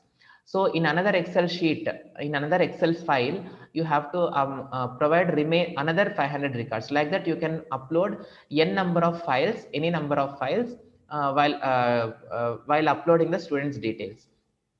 And how much percentage of students details are uploaded, you can view on your HA portal while uploading the data. And some important points I would like to share with you for the student satisfaction survey. There is a template for the student satisfaction survey details to be uploaded. In the data template, the column headings are there. They are case sensitive and you should not edit any column heading. You should not alter. Data will be accepted only in the text format in the template. Means what happens while entering the email address, suppose AV Prasad at naac.gov.in. If you enter a space after N, it will be converted automatically into a link. So that should not happen. So kindly ensure all the information in the template will be only text but not the link. And no cell should be left blank. Email address is mandatory. Repetitive emails, if you have provided, it will be ignored by the system. And non-functional emails will not be identified by the system, and it will not be separated. So in the NAAC, we receive n number of queries in the IMS, in the support help desk menu. Like we have provided the email addresses, but no student have received the email. So there could be some technical error might have happened while uploading the student details. So kindly ensure and provide the correct spellings of the emails and correct links, functional emails you have to provide.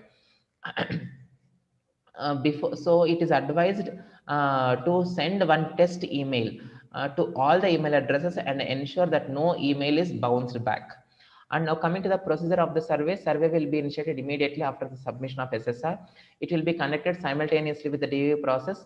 The computer will select the randomly some students. It will make a stratified random sample of students across all programs, and it will send it to the some of the students the links, and some emails, auto-generated emails will be sent.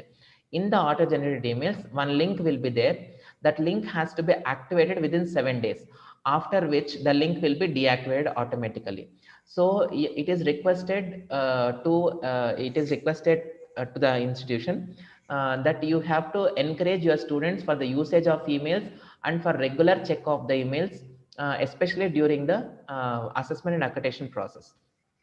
So the survey will be conducted in 2 attempts, first attempt and second attempt. Second attempt will be initiated only when the minimum target response is not achieved in the first attempt.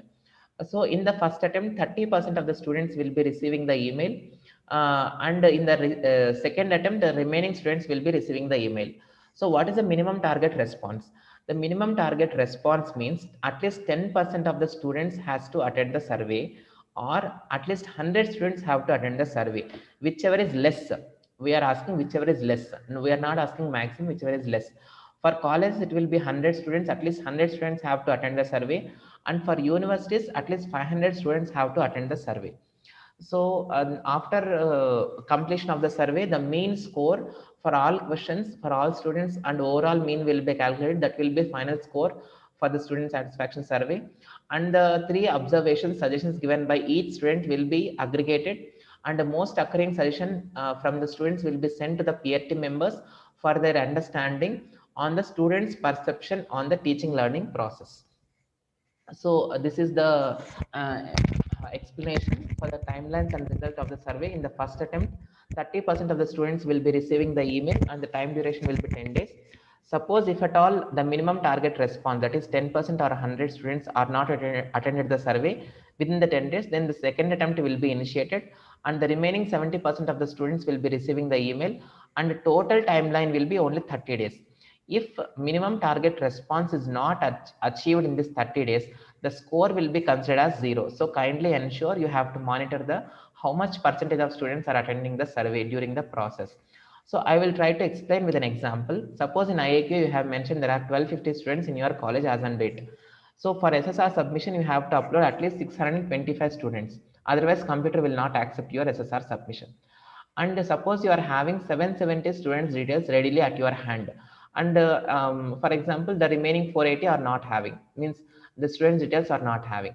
So while uploading the first 500 students details, you have to upload in the one Excel file and upload, and in the second one the remaining 270 you enter and upload. Like that you can upload total 770 students details. So in this case, what will be the minimum target response? That is 100, because 10% of 1250 will become 125. We need minimum of 125 and 100, that is 100. In the first attempt, 30% of the 770 students, that is 231 students will be receiving the email, and the second attempt 539 students, remaining 539 students will be receiving the email. So if after the 30 days, if only 99 students are attended the survey, unfortunately the score will be considered as 0. And some important points, especially for the during the survey period, you have to understand. There is a poster available on the NAAC website for creating awareness on the student satisfaction survey. You can display on it on your notice board of your institution, as well as you can host on your institution website to create awareness on the students and stakeholders. You can create awareness among the students about this survey. You can translate the questionnaire into your local language. You can create awareness and encourage your students to the usage of email, regular usage of email. You can suggest all the students to check their emails regularly once the SSR is submitted. You can monitor the status of the student satisfaction survey, how much percentage of students are attended the survey. Now coming to the on-site visit, logistics and assessment outcome document, only the pre-qualified institutions are eligible for taking the peer team visit. Not pre-qualified institutions are not eligible for the peer team visit. They can apply after 6 months starting from the IAQA. So this the peer team visit is as an aspect. This will assess the qualitative aspects of the self-study report by renowned academicians across the country. This will have a significance and the impact of various processes of academic activities and administrative procedures of the institutions. The aspects which cannot be quantified and evaluated, those kind of qualitative aspects will be verified by the peer team members. So the peer team members, peer team report contains the various analysis for the qualitative metrics, the SWOT analysis you will get from the peer team members, and the suggestions for improving the quality in the academic and administrative procedures of the institution you will get from the peer team report. So for this, what are the requirements to be given on the HA portal?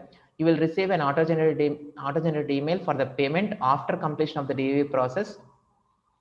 After completion of the pre-qualification, you will receive an auto-generated email stating that you are pre-qualified, you have to pay the fees like that, and you have to select the 3 slots of dates for the peer team visit.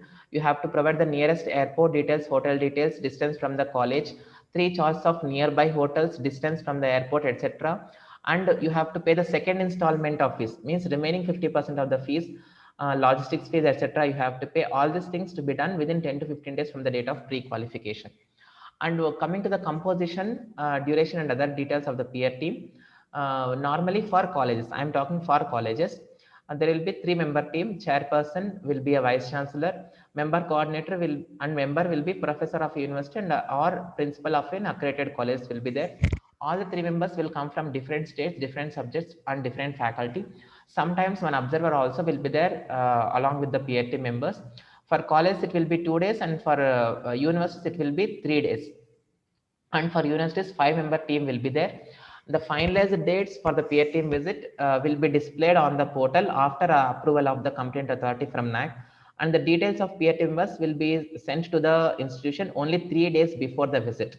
It will be available both on the HAI portal as well as it will be sent by the NAAC coordinating officer. The tentative visit schedule will be sent to the institution by NAAC through email, and some important points to be remembered to the institution, especially with regard to peer team members, peer team visit. No money transaction should happen by any means between peer team members and college. Logistics arrangements will be done by NAAC, but local transportation like onward and return from airport to the hotel, hotel to the college, this kind of local transportation arrangement only to be done, and payment of remuneration, traveling allowance and others will be done by the NAAC to the members. You no need to worry. And no hard copies will be sent to the institution. No communication will be entertained between the members and peer college till 3 days before the visit. Once you receive the information, you can contact the members over phone. That is not a problem. During the visit, what will happen?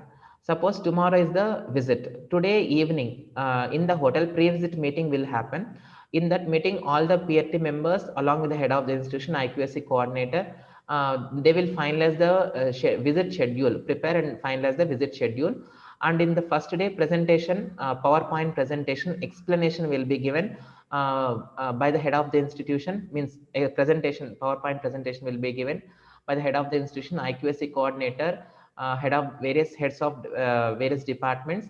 And all this PowerPoint presentation should include all kinds of qualitative aspects of the self-study report. After that, interaction with the faculty members, teaching staff, visit to various departments, physical facilities, etc. And visit to at least 50% of the departments is mandatory. In that, suppose there are 10 departments, means at least 3 departments will be chosen by the members and another 3 departments will be chosen by the institution. So a total 6 departments have to be mandatorily visited by the institution during by the peer team members during the peer team visit. During the visit to various departments, they will check the various documentary evidences for the qualitative metrics only. On the second day, the visit will be continued for the various departments, and after that, interaction with the non-teaching staff, parents, students, alumni will happen. After that, they will prepare a draft peer team report. For that, you are requested to provide the laptop, stationery, internet facility, etc. They will share the draft peer team report with the head of the institution. They can go through. He or she, the head of the institution, can go through. And if there any modification is required, he or she can suggest to the peer team members, but it is peer team members' prerogative whether that is to be included or not. And after that, they will finalize the peer team report. During the exit meeting, head of the institution, peer team members, observer, and in sometimes NAAC officer will be there in the dais. Only the chairperson of the visit and head of the institution will share the experience on the entire peer team visit, and it will be ended with the concluding remarks. After that, the peer team report will be uploaded by the members, and the scores will be given on the assessor's portal. There will be separate portal for the peer team members. On that, they will enter the scores, and this peer team report, whichever is handed over during the exit meeting, that has to be opened only after the declaration of results. So after the completion of peer team visit, within 30 days, the results will be declared. Maximum of visit 30 days, the results will be declared, and the result will be there, available on your HA portal as an assessment outcome document. On your HA portal itself, you can view. In that, there are 3 parts. The first one is peer team report, which will give the comprehensive criteria analysis, SWOT analysis, recommendations for further improvement, everything you can see. After that, graphical representation. Second part is graphical representation on the institution's performance of qualitative and quantitative metrics. You can view. And third one is institutional grade sheet, where you can see the cumulative score for each key indicator for each metric, and overall CGPA and grade you can see on the institutional grade sheet. And the NAAC accreditation certificate will be posted by speed post from NAAC, and this assessment outcome document to be hosted on the NAAC website for the benefit of the stakeholders. So this is the grading system adopted as on date. If any institution scores more than 3.51 CGPA, that will be considered accredited as A++, and any institution scores less than or equal to 1.5D, it will be considered as assessed but not found eligible for the accreditation purpose. And that institution will not be considered as accredited, it will be not accredited. And the assessment outcome document, I will show the graphical representation at a glance. So this kind of graphical representation will be available in your AOD, so that from this you can plan how it will be, how the further improvements will be done, in which area we have to improve, which aspect we have to improve, what is the score for which aspect. So all these things, what's the high performance key indicators, average performance and low performance, all these things you can analyze and make the further improvements. You can plan for the further improvement in that area. So metric wise also you can find the score for all the metrics. So after accreditation, if you have any grievances, there is a grievance redressal mechanism. You can apply for appeals within 30 days from the date of declaration of result. Suppose if you are satisfied with the result, if you want to make an improvement in the result, you can apply for the reassessment after 1 year, but before 3 years, you can come for the reassessment process. And only once reassessment will happen. And most importantly, regular and timely submission of AQRs for every year, starting with the academic year in which the result is declared, is mandatory. And now online AQRs to be submitted, no email of AQR, no hard copy or of AQR will be accepted. If you have any queries at any point of time during any A&A process or AQRs, you can write to us using the support help desk menu. There is a menu called support help desk. You can select the category, whether it's a technical issue or a SSR issue, extension issue or a DV issue, you can select. You can write your question in the description box. You can select the priority, high priority or low priority, and you can submit. I assure you, within maximum of 24 hours or to 48 hours, it will be resolved. If you raise it on Friday, it will be definitely resolved by Monday, because Saturday, Sunday are holidays to NAAC. So it will be resolved to the best within 1 or 2 working days. Thank you. Over to the host, please. Madam? Yes. My presentation is completed, madam. Thank you so much, sir, for your kind and informative session. Sir, there are few queries. Can I read them? Please, madam, please. Okay, sir. So there is one query in the chat box from Priyanka More, madam. In SSR, for student satisfaction survey, total number of students will be of that academic year or average of all 5 academic years? No, madam, that is what I explained in my presentation. Suppose today you are submitting the IIQA, that is first application, institutional information for quality assessments. Today you are submitting. This today is the academic year 2020-21.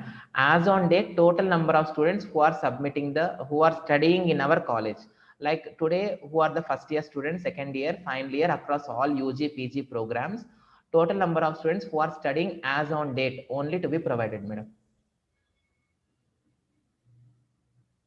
Is it great? Thank you so much, sir. Oh, okay. I hope the query is understood by the Priyanka More, madam.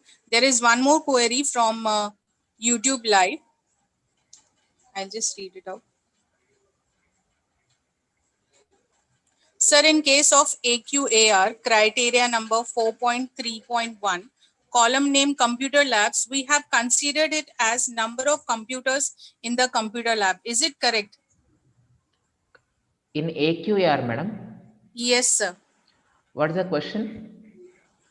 In AQAR, criteria number 4.31, Okay. column name was computer labs. They have considered as number of computers in the computer lab. No, madam. If it is the column heading is computer lab, you cannot count the number of computers, no, madam. You cannot Yes, count the number of computers for that. truly agree that. This question was raised by Yashmita And Gatwal. one important information I would like to share with you. We have recently modified, means a year ago, in the January 2020, we have modified some of the metrics. Only few metrics we have modified, and so the SSR format is changed. So in line with the new format, the AQRs also have been changed. The questions are also in line with the present SSR, self-study report. So any institution submitting the AQRs from the academic year 2020-21, that will be in line with the present SSR. If you continuously submit the AQR, after the end of the 5th year, it will be the SSR only. It will Yes. be very helpful. So we have modified from that academic session 2021. That is information I would like to share from NAAC side. Yes, thank you so much, sir. Next question is from Thomas Kulasril.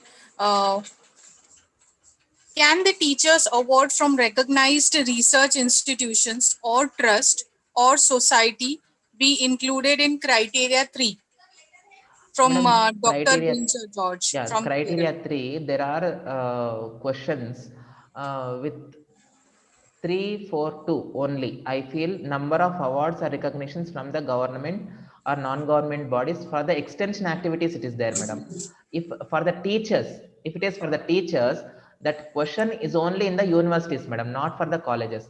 In the 2.4.4 of universities, number of full-time teachers receiving the awards or fellowships, that will be there for the university's manual, not for the college's manual.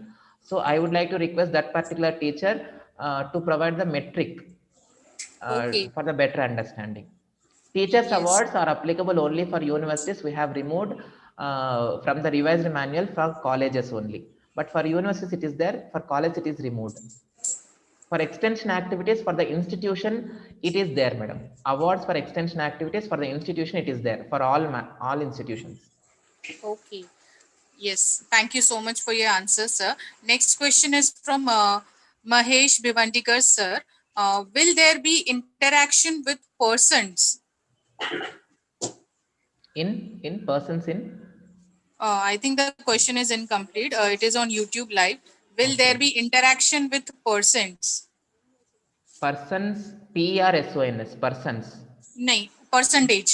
Percentage. Interaction with the percentage. Yes, even I didn't got the question. I Interaction would. with the percentage, I could not understand, madam. Yes, yes. Percentage, one information I would like to share. In the manual, for the understanding of the concept, we have given metric as a sub question, as well as for the formula also, as well as we have given formula also. But institution need not to calculate any formula, any percentage, any average. It will be done by the system only. As an institution, you have to give only the numbers in the SSR application and the details, but calculations will be done by the computer. You no need to worry. Institution no need to worry. Okay. Thank you so much, sir, for providing a slide. Uh, what is expected in best practice and institutional distinctness? This question is by Rajesh Yadav, sir. Yes, there is a book we have published. NAAC has published on the best practices, and we have made a best practices lecture series also. Best practices are adopted by A++ institutions also. We have recently done in the month of September, August of 2020. There is a list of best practices adopted by A grade institutions, A+ grade institutions available on NAAC website. You can go through and you can take it for the benefit of your students and the other stakeholders. You can follow it. Sir, it is on website. Yeah, it is on There? our It is on website. our website. Okay. And on we have a NAAC YouTube channel, official YouTube channel. All the Okay. best practices webinars are available on our NAAC YouTube channel, madam. NAAC_India. NAAC India, you can browse it. You will get all the webinars with respect to best practices, this kind of awareness programs, everything available, madam. NAAC_India. Yeah, India. Yes, Komal, you can paste it in case if somebody wants to just Yes, ma'am. I'll just do it right away. because that's a very useful information, sir, that you have given us, because best practices is again always a area of concern for many institutions.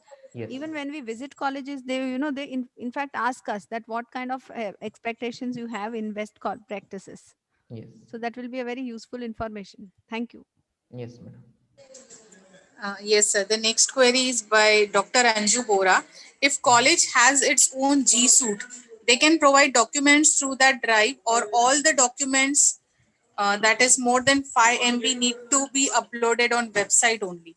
G Suite means Google Suite, madam. Yes, sir. No, madam, we are not encouraging that. Everything to be hosted on your institution website under a one menu or menu like tab NAC, and in that you can provide all the documents, and that link to be provided in the SSR.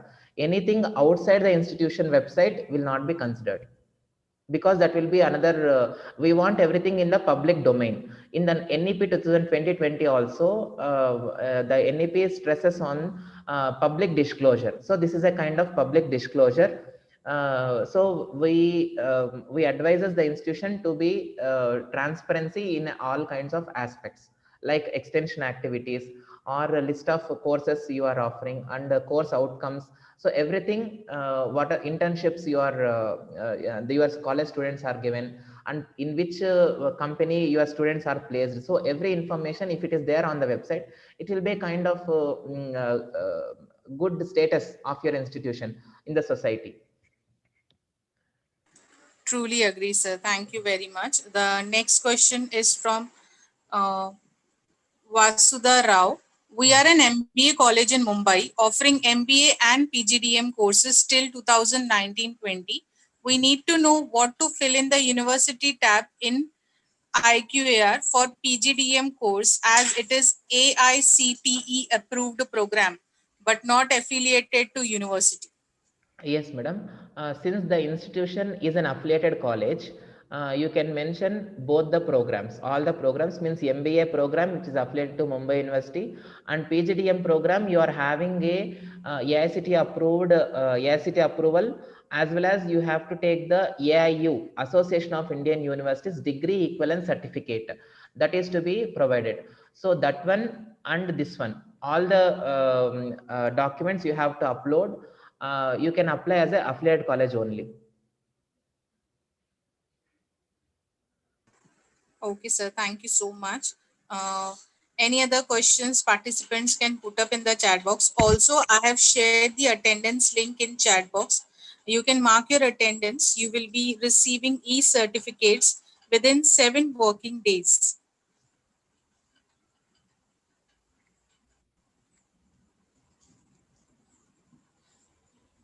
I would now request Professor Ninad Kasle, sir, from SHM Degree College to propose vote of thanks. Okay. Very good afternoon, all of you. It was quite informative and wonderful session. Professor Ninad Kasle, on behalf of Hindu Education Society, Swami Hansmani Maharaj Degree College of Commerce, would like to take this opportunity to propose a vote of thanks. It gives me an immense pleasure to propose a vote of thanks on such an informative, important, and fruitful webinar on the NAAC guidelines. It was an honor to listen to Dr. A.V Prasad, Assistant Advisor NAAC, Bengaluru. I assure you, sir, that the information provided by you today will surely be taken into consideration with utmost dedication by most of us for the successful fulfillment of NAAC criteria. I also thank Dr. CMA Kinari Thakkar ma'am, Professor and Head Department Commerce, University of Mumbai, for providing us with the opportunity today.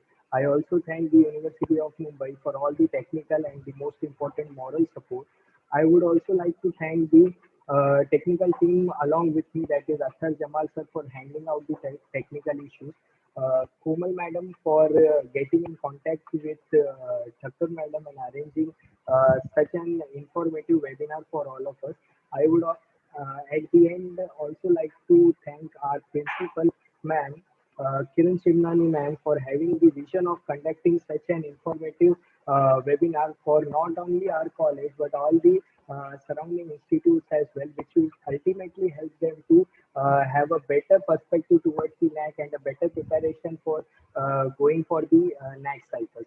Once again, on behalf of the Hindu Education Society, Swami Hansmuni Maharaj Degree College of Commerce, University of Mumbai, I thank each and every participant for having their time with us and joining hands in this journey of NAC enlightenment. Thank you so much. Back to the host.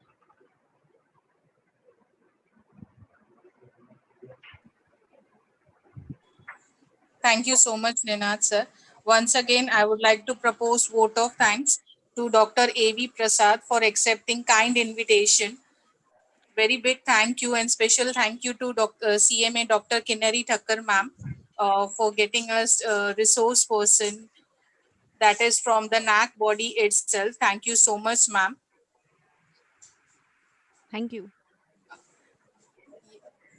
I would also like to thank our S.E.S management principal, Dr. Kiran Chimnani ma'am, teaching and non-teaching staff for making continuous and untiring efforts to make this program successful. I hope you all are clear with your queries. The PPT, we would request Dr. A.V. Prasad sir to share PPT with us. It will be available on YouTube live channel. You can like, share and subscribe our channel, that is SHM Degree College Academic. Also, we will mail it the same. I have posted attendance link. You can mark your attendance and certificates will be issued within 7 working days. Thank you everyone for being so patient and listening to us. I would request CMA Dr. Kinnari Thakkar madam if she wants to add up something. Yes, Komal, thank you. But I just wanted to thank sir that he accepted our invitation and such a wonderful session. It was really informative. And sir, there were so many small queries or small points which we actually came to know right now. In fact, for me, when you said that there are certain metrics बोला तो उसने sir हिलाया कि where you have academic year as the year of submission, then in certain cases you have uh, calendar year. In fact, we were not aware of that. I didn't know that. I was thinking that everything was from the academic year, but there are certain metrics where attendance the academic year has is the base year, and certain where the calendar year is the base year. That was really a good information for me. And like that, so many small issues, small points which were clarified by you and in a very simple and a lucid way, that we actually got to know the idea of all the criteria related to NAC. And I'm sure that this will be helpful to all those who have attended the session, and it will at the time when you're actually submitting your SSR or criterion heads, when they are filling up the SSR, it will be of actual use to them. These doubts and everything will surely will not be there in their minds about how to fill up and how to complete the entire process of the submitting the criterion details. So thank you so much, sir, and we look forward that for other some few more sessions we will get back to you. We also wanted one session in detail of documentation, especially which is related to that 70%, because majority of them, they don't have that 30% that is taken care by the peer team. So how the entire 70% documentation is done, and queries of DVV should not arise, because where we have visited many times, sir, we have seen that DVV queries are raised, and after resolving the query also, the points are not given. So there are certain issues where we have the query has been raised, the clarification has been given, but still it remains incomplete. The queries are not satisfactorily incorporated. So these few minor points of all the criterion, if we get to know from you later on some other webinar, some other time, maybe after 4 to 5 months, that will be of a great help for all of us, sir. So thank you so much for being part of this webinar. Thank you, madam. Thank you so Yes, much. thank you, sir. Komal, you have to say something about the certificates and all. You've already said, I think. So Yes, yes, ma'am. The certificates will be generated after filling attendance link So we will and stay back for within some more 7 time. working days. Yeah, so we will stay Yes, back for yes. some more time and let everybody fill up the feedback form and Yes, yes. We'll get the wait for certificate. 5 minutes. Yes, Yeah. we'll wait for 5 to 10 minutes more. Yes, yes, ma'am. Thank you so much, ma'am. Yes, Uh, Madam, yes sir. with your permission, may I leave the Yes, sir. session? Yes, sir. Thank you, sir. Thank you Oh, so much. thank you, madam. Now only our job is remaining. So thank you for being with us, sir. Yes.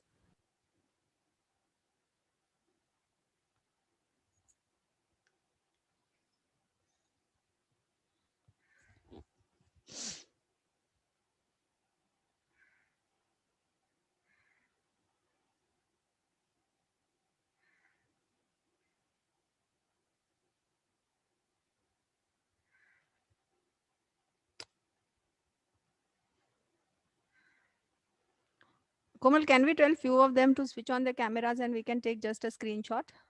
If you can do Yes, it. ma'am. I have. Yes, yes. We I would can, request because it's participants. almost so many 333 participants were there here. Now Yeah. most of them have filled up the form. Anyways, we cannot take the screenshot of all of them, just one screenshot. So participants, please try that if you can switch on your camera for 2 minutes and we can just take a screenshot, a snapshot as a record.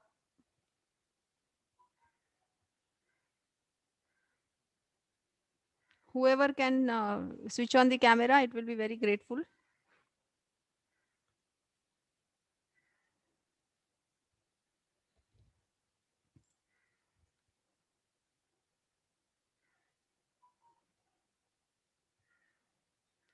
Will you do the needful, Komal? Yes, ma'am. Your I'm doing technical that. person? Yeah, your technical person. Yes, yes. Because, Uh, yeah. Even Jamal sir is taking screenshots on laptop so that more number of participants could be accommodated. Okay.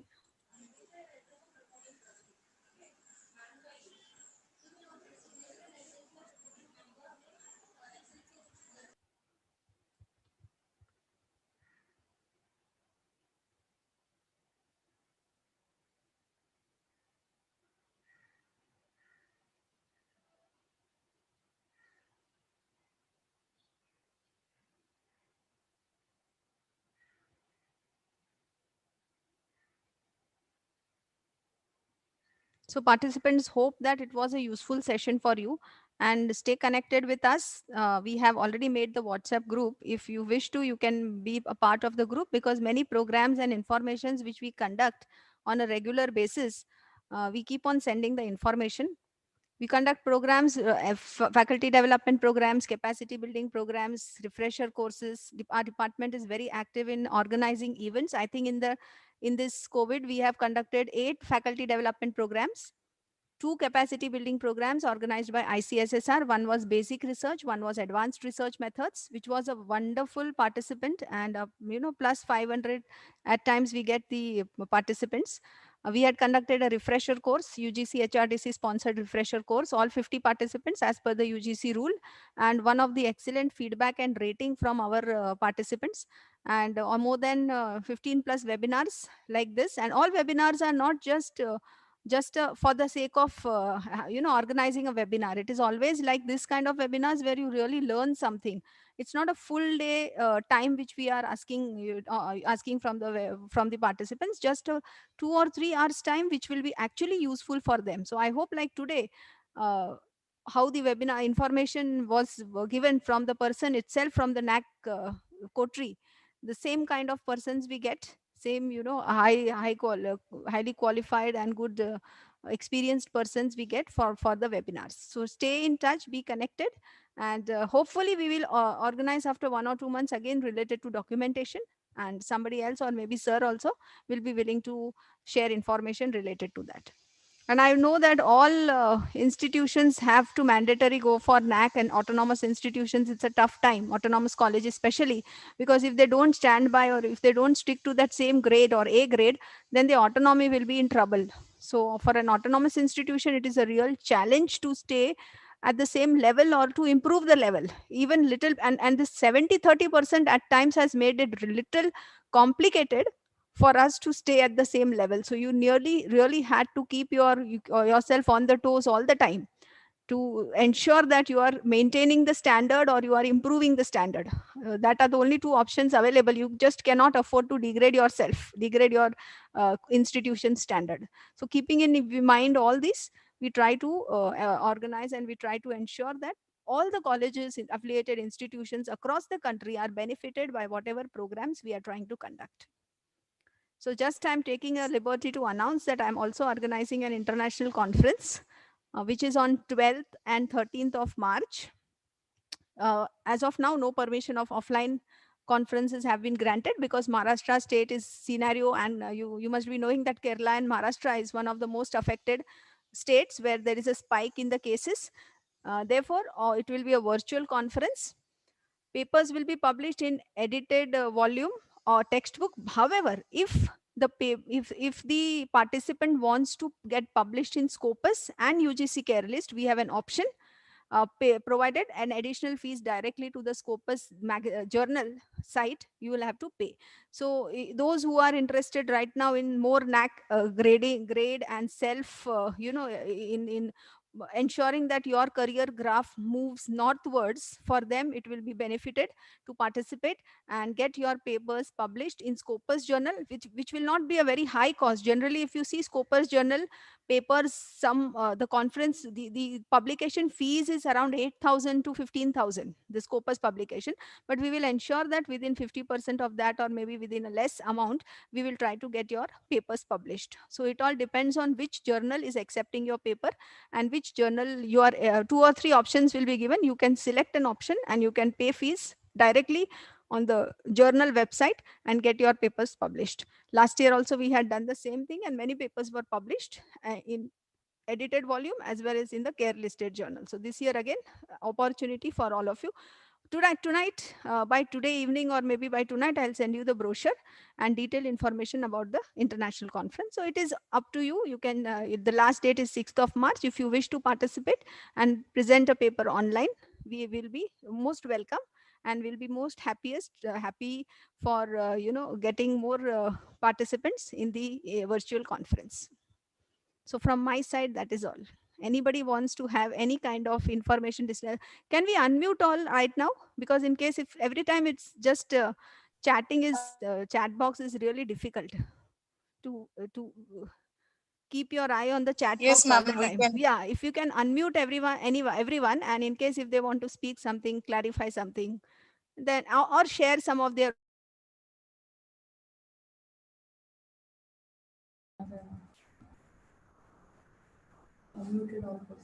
I was muted in between. Yeah. So all are unmuted. Anyone wants to share their thoughts, you are most welcome.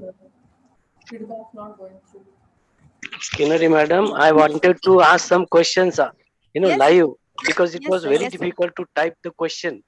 That's what I understand. Even I don't feel typing the question is very convenient, and looking at staring at the chat box all the time. I raised questions are hand there? also. Yes, sir. If Yes, a sir. person I raises understand hand, that, sir. Sir, I am also a part of all of you, so I understand what is going through in your minds. Looking at the you're looking at the cameras. Kinnari madam, I wanted to ask some questions, Yes, live. yes, sir. Yes, Jadhav sir. Yes, Ruby madam, let Jadhav sir complete. Let Jadhav sir complete. Jadhav sir, yes.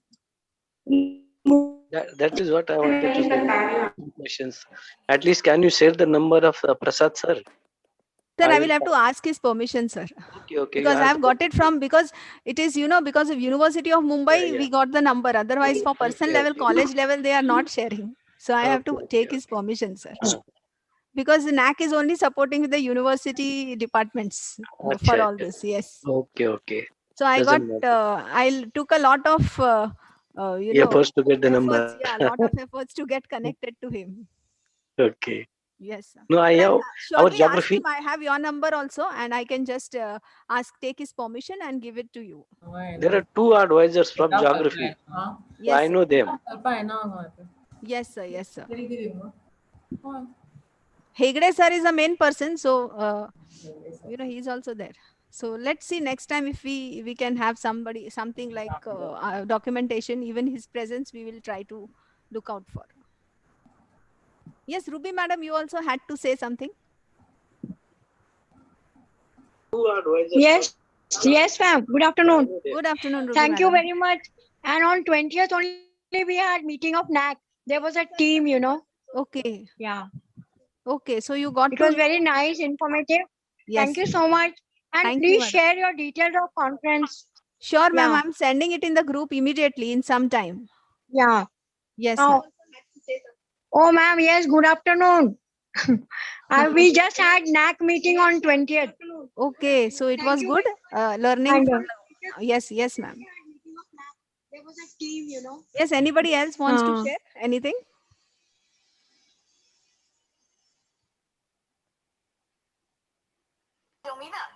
I hope everybody has filled up the feedback form, which will also be an attendance and which will also be a e-certificate, which will be sent to you within maybe 1 week, as Komal madam has said.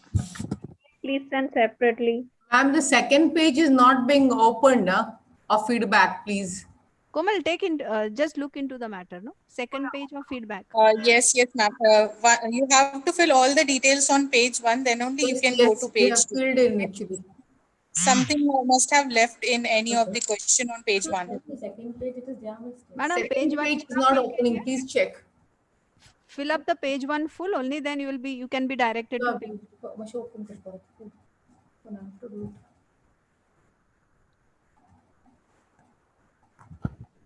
বলো।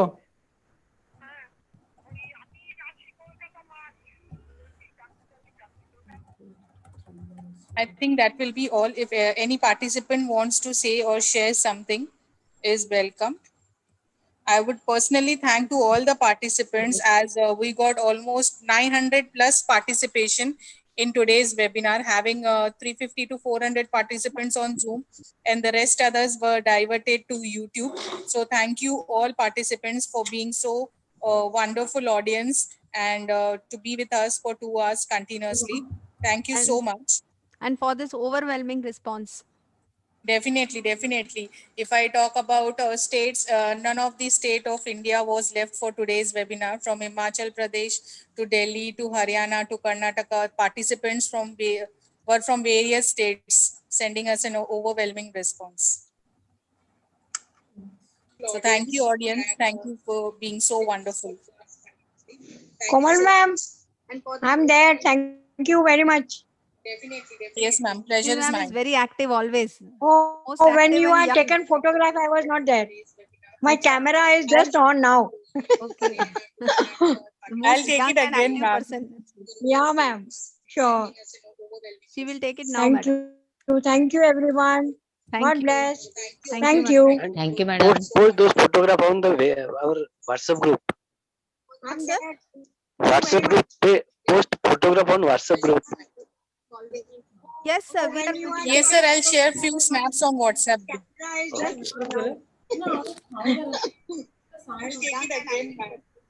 Yeah, ma'am. Sure. She will take it now. Yeah, ma'am. Thank you.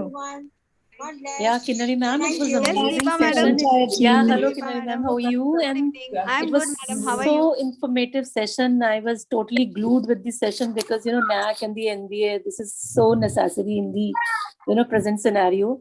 And there was so many aspects where I needed some kind of clarity, and this session has worked as a magic.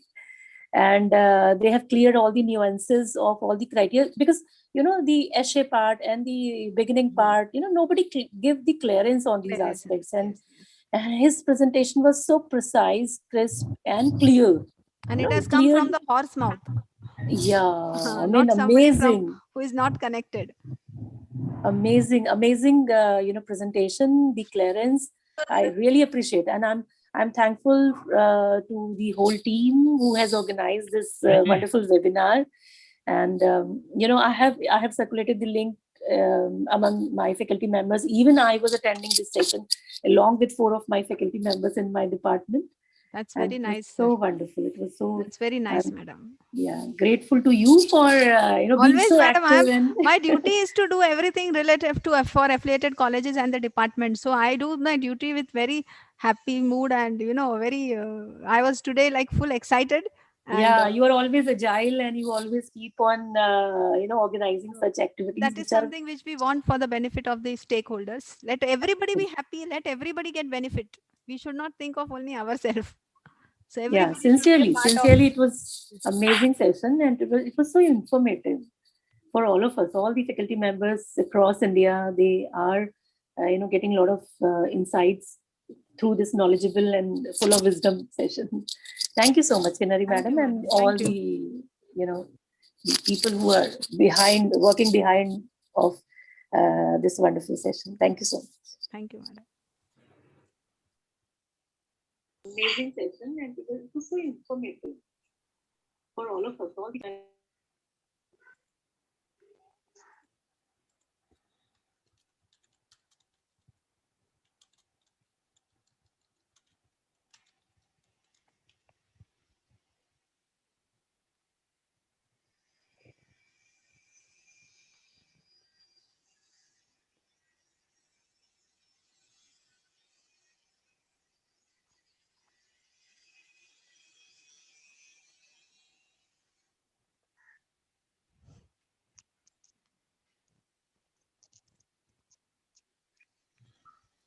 Kinnari ma'am, I'm your fan from the very first session you conducted for NEP. So Very many, first I've session. seen you in all sessions, madam, all sessions. You're really Yeah, thankful yeah, I've for seen always being you. present Yeah, in first every session. every Yes, ma'am. webinar of us. Yeah. Yes, yes. Thank you so much. God bless. I'll Thank be you. there for your conference also. Yes, ma'am. Thank you so much. Conference. Yeah. I I know will be that there. your presence will always be there. You are an omnipresent person for wherever I have organized. Yes, yes. You conducted for NEP. Thank you. Thank you, madam. Madam, if everybody has filled up, then we can end the session and the meeting. Komal?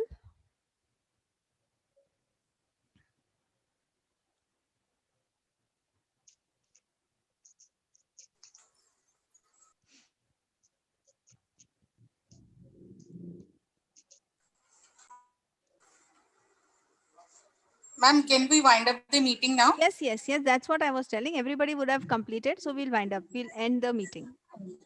Okay, ma'am. Thank you, ma'am. Yes. Thank you all.